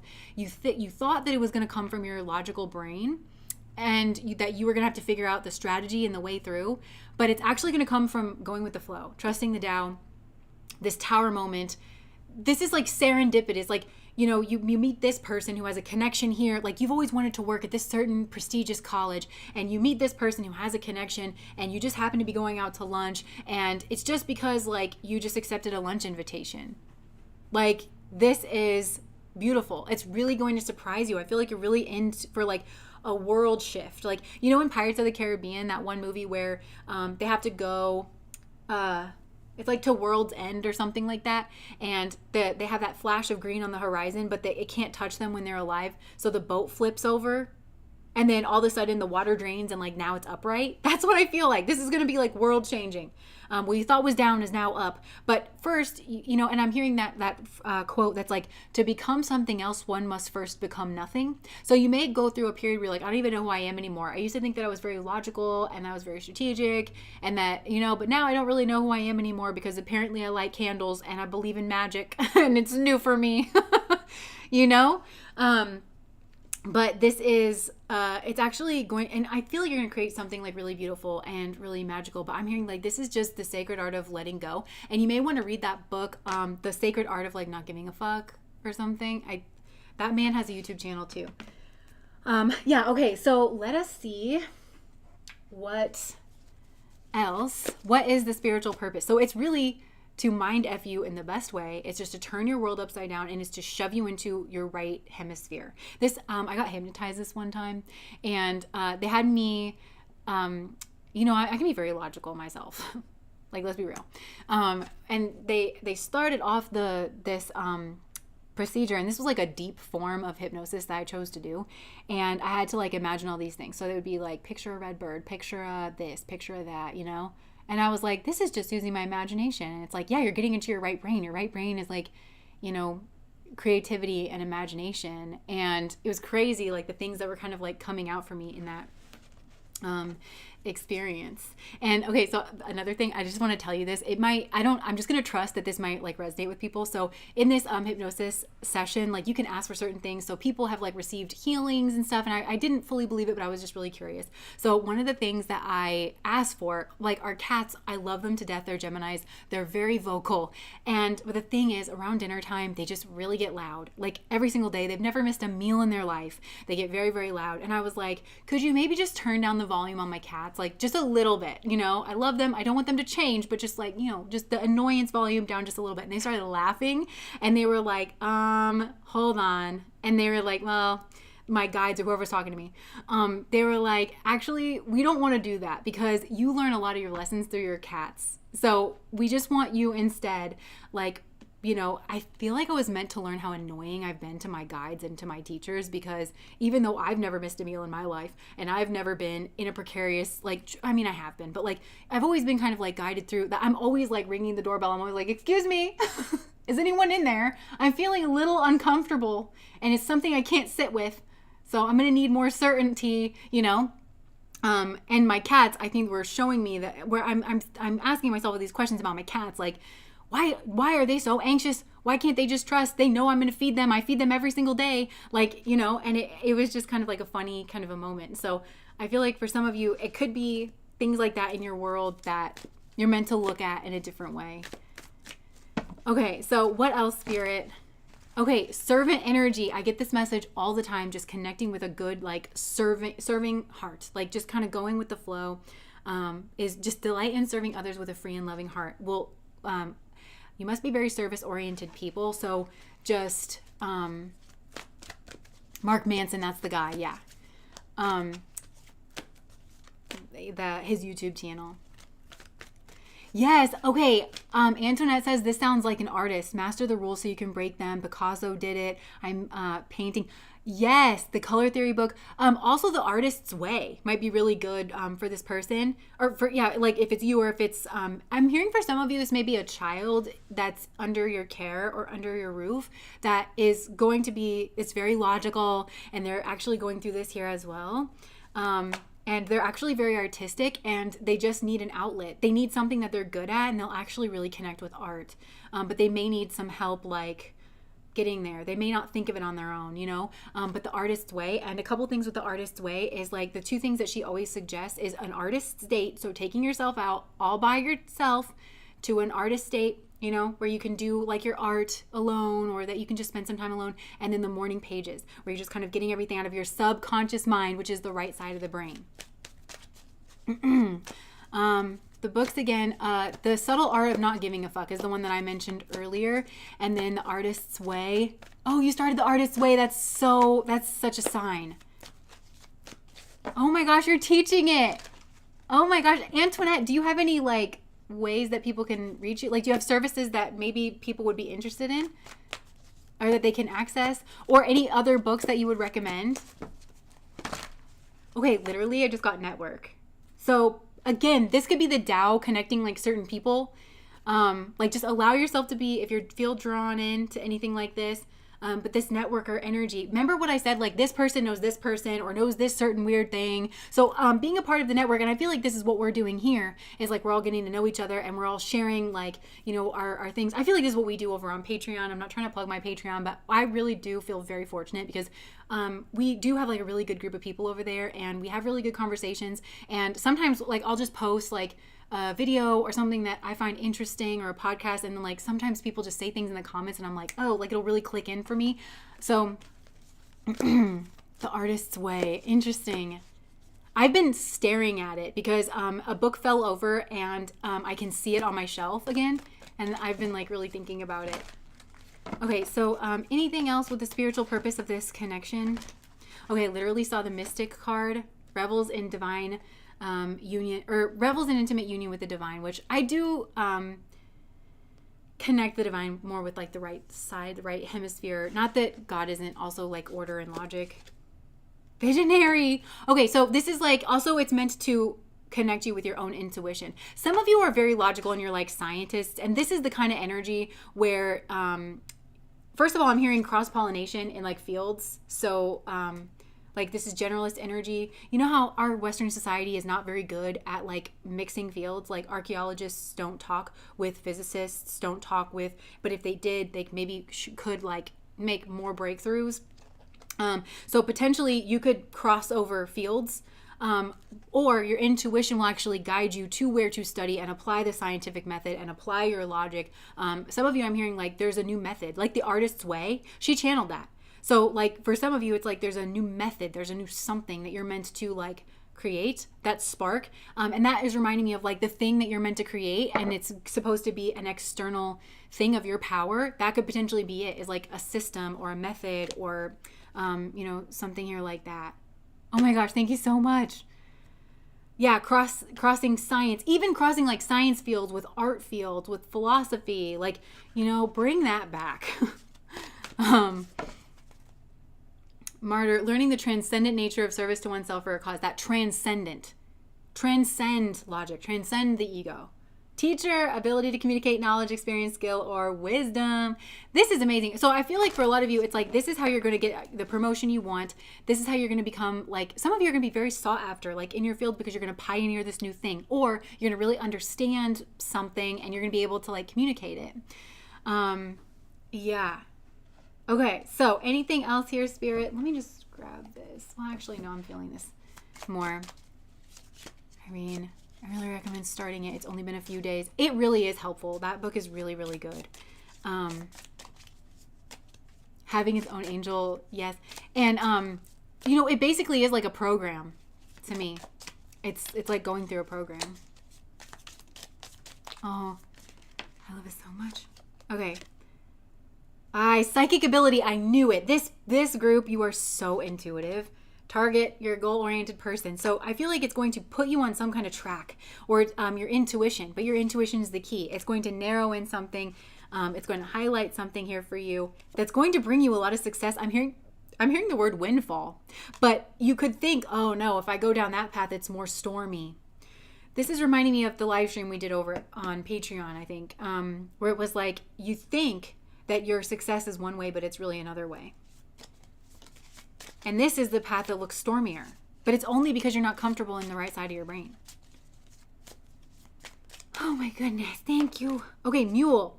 Someone is extremely stubborn and unwilling to change. Doesn't that sound like those logical left brain types? Ugh, hate those types. I'm kidding. I'm so one of those types.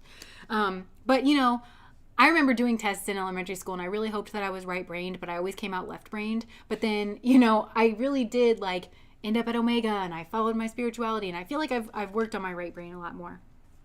And look at me. If you would have told me that I would be a tarot reader, I would have laughed in your face. Okay. Dark woman, dealings or relationship with a woman with dark complexion or hair. Okay, that could potentially be me. September, an exciting event. Okay, maybe it's not me. I don't know. For some of you, I feel like it is. I wonder what's going to happen in September. Okay, so I just saw a great personal sorrow. So you could be grieving something. I don't feel like this is bad. Like, I don't feel like this is anything I feel like it's a realization.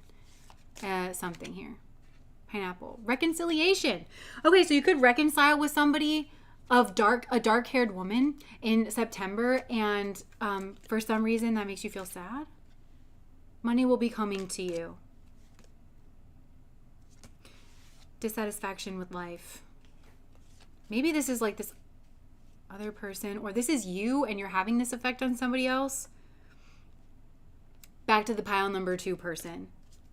Yeah, so for some of you, you're on the road to success. Like, this is you that I'm talking about. And you're gonna have a reconciliation and cause sadness in another person. You're not causing it, but it's like them being confronted with your energy. So yeah, that is the spiritual purpose here of this pile. It's like really beautiful.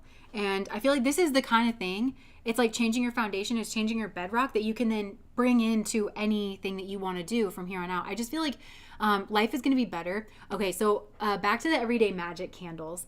This is kind of like what's making me think of magic, right? Because it kind of ties in with Alex and I's ethos of magic, is that the question around magic isn't, is it real or is it not real? It's that it's realizing that we have a responsibility to infuse our lives with magic every single day. And when we do that, life feels fresh and it is exciting and it's adventurous and it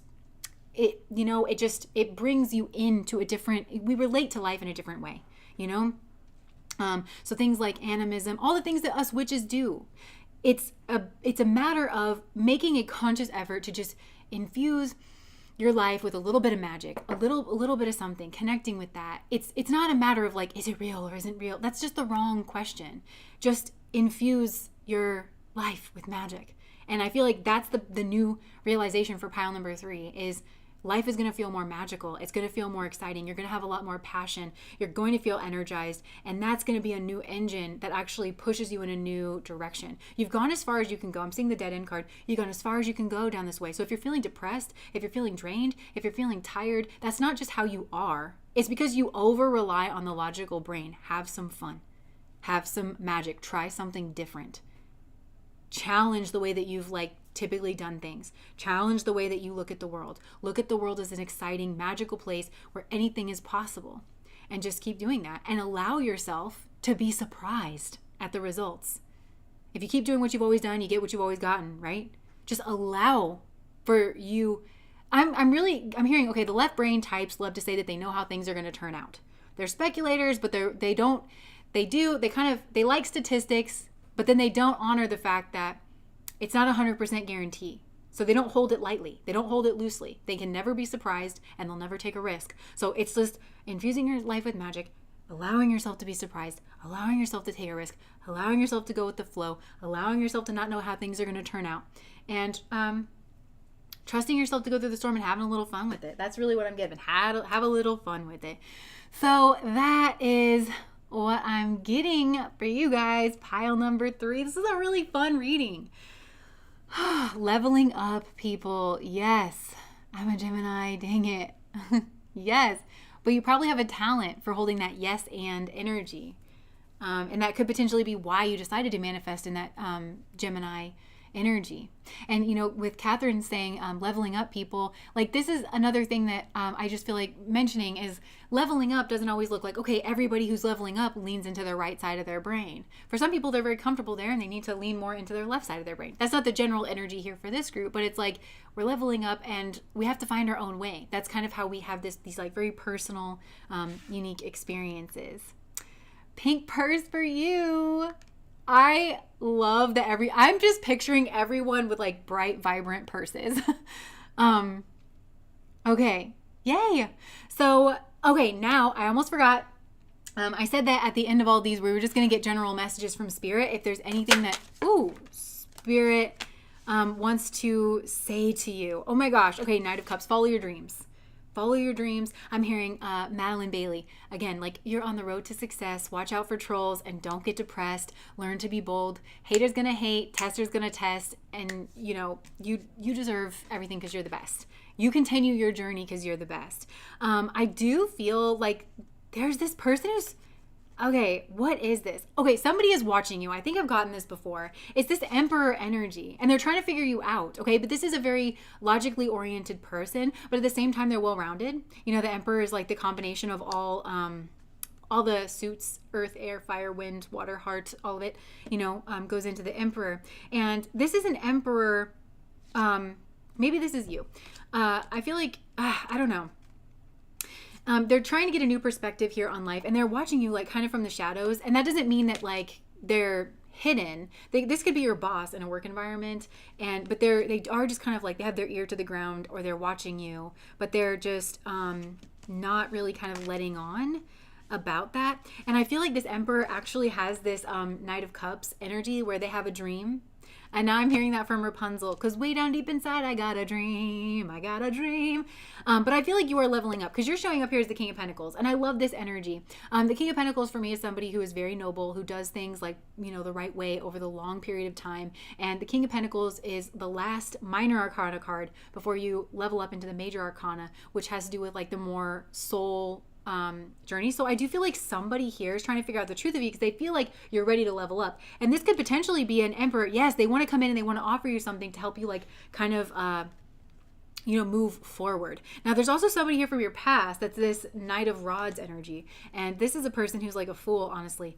Again, they're in and out. They can't sustain certain things. Or maybe this Emperor is wondering if this is you, if you can't sustain certain things, or if you're just kind of in and out here for a good time, not a long time, something like that. So, just keep that in mind. I do feel like you have eyes on you, but respectfully, I feel like you're being looked at very positively here as well. What else here, Spirit?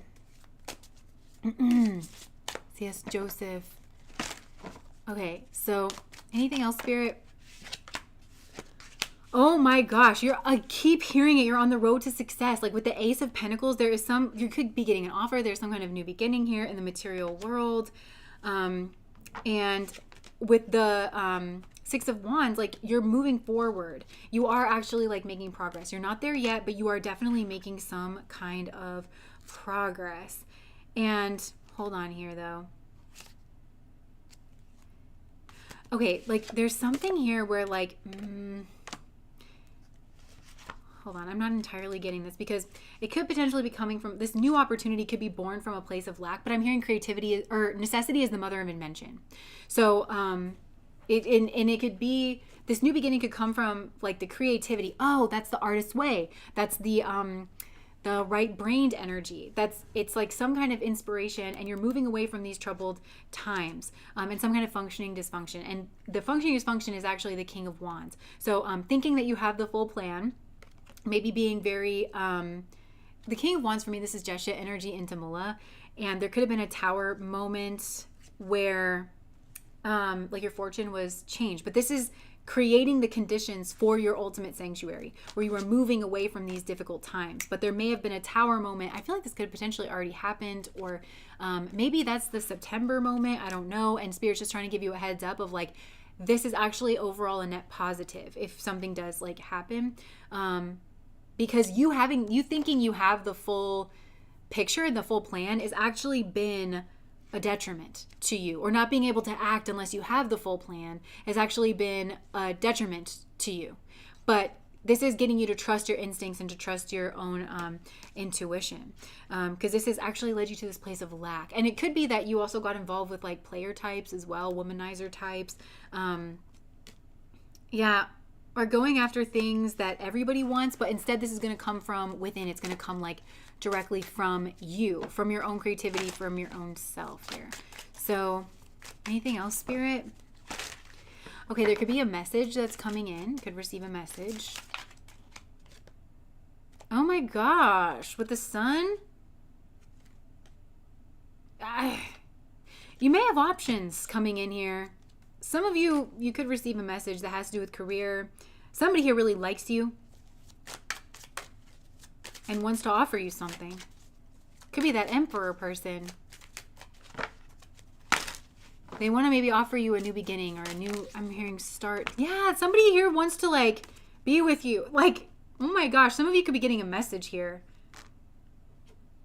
But it's like whenever you're letting go of something.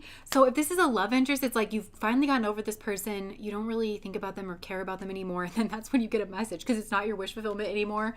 And that's like the karmic scales rebalancing. That's like another thing. But for others of you, I think this could potentially be a business offer or something to give quick results. But it could potentially be a sexual strategy.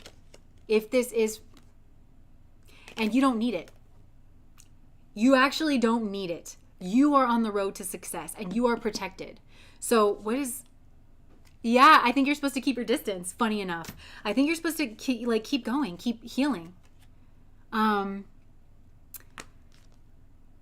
Because this potentially, okay, it could be a dark-haired woman in September. It's going to be a reconciliation. It causes you great sorrow. And there's a risk here. You're healing. You've gotten away from whatever this situation is. Somebody here could potentially see you doing really well. They want to offer you something. Maybe even they want to work together or to be together or something like that. But there is a real risk here that it's going to put you back in your head and that it's going to cause you some kind of self-doubt. Because I don't like it's going to stall your progress, okay? And I do not like the effect that this person's energy has on you. Because I feel like this person sells pipe dreams. They sell pipe dreams and they bring conflict. And they want to be in charge. They want to be in control. But this person also may be having money problems, money difficulties. And they're meant to go within. This could be the pile number 2 person, y'all. So if you hear about them, it's because they're having the money. Then it's because they're going through the money difficulties. Something here like that. So I just said, Spirit, what do you want them to take away from this? The 4 of Swords. They want you to not react impulsively, really think about something. Maybe don't even respond at all. And then there could potentially be like a shocking tower moment. It's like a plan. This person kind of has a solid plan about it, I think.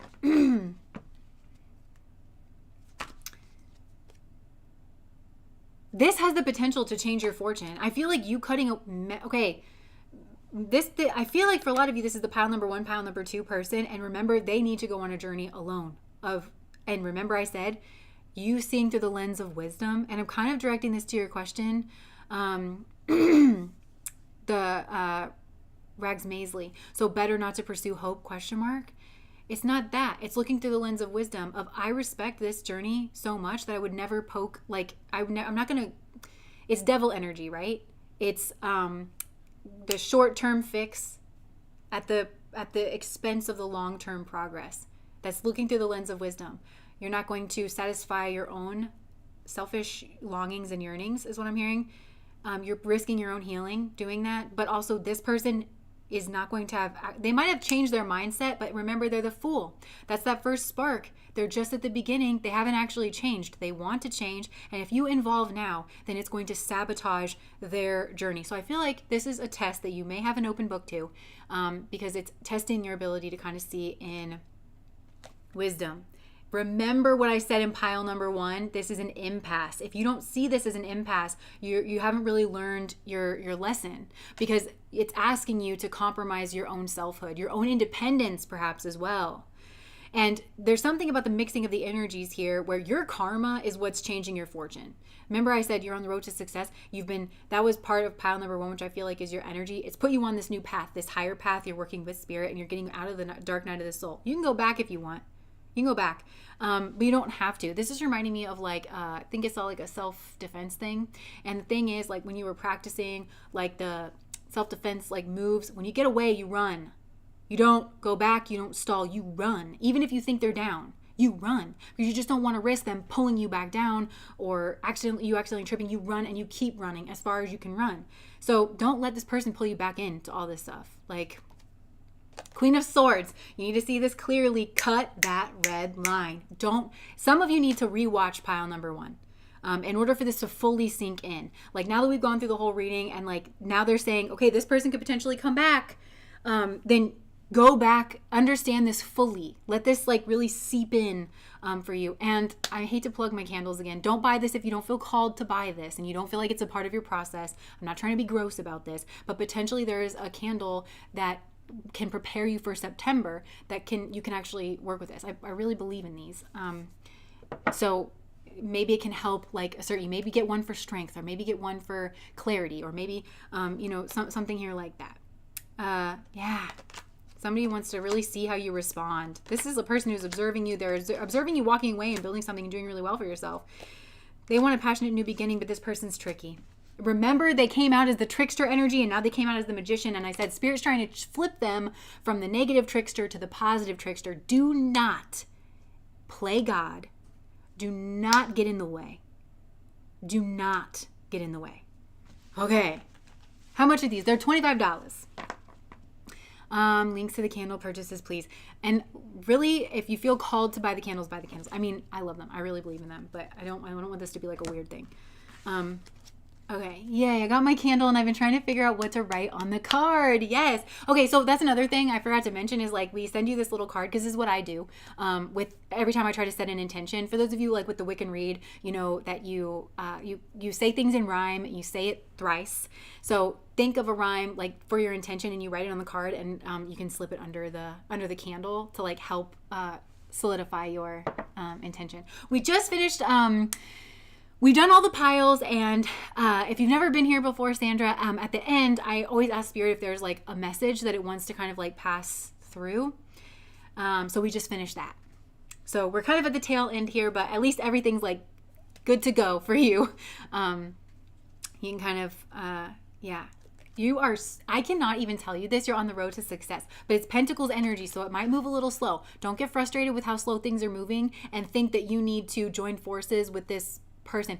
And I can't help but think of the person who said that their person was trying to be an agent for them and they were trying to steal powers or creativity that they think they lacked. You do not need this person.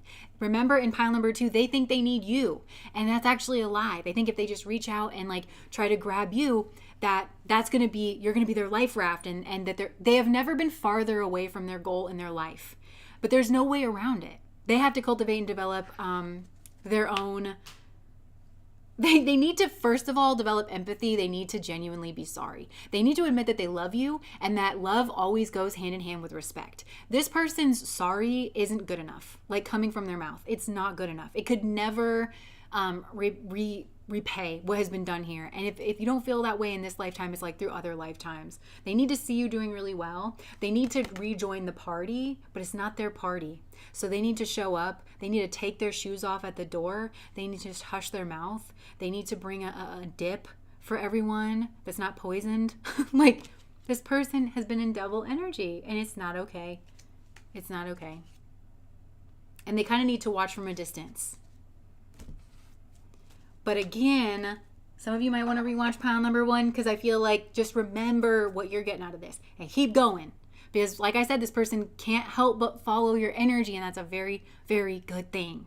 We want them to keep following your energy. Don't turn around and then speak with them because then they're not following you. And this is also reminding me, I always get that little image of the white rabbit leading Alice down the Wonderland hole. Like, that's you. So be the rabbit. Alice doesn't like, walk. Well, I guess she does walk with the rabbit at some parts, but that's not poisonous. Yeah. Don't bring some kind of crazy dip in here. Okay. So, there's the link there if you guys want to buy the candles. I think that's it. I think that's all I got for you guys. Thank you for spending another beautiful Saturday. For those of you who are patrons, we have the pre-recorded video that is going live tomorrow for the romance reading, and we voted on how they see you then versus how they see you now. So that was a really good reading. Again, with the flow, one of them is like 40 minutes long. So I'll see you guys over there tomorrow. And yeah, that's what I got. Thank you guys for coming here. Okay. All right. Bye, guys.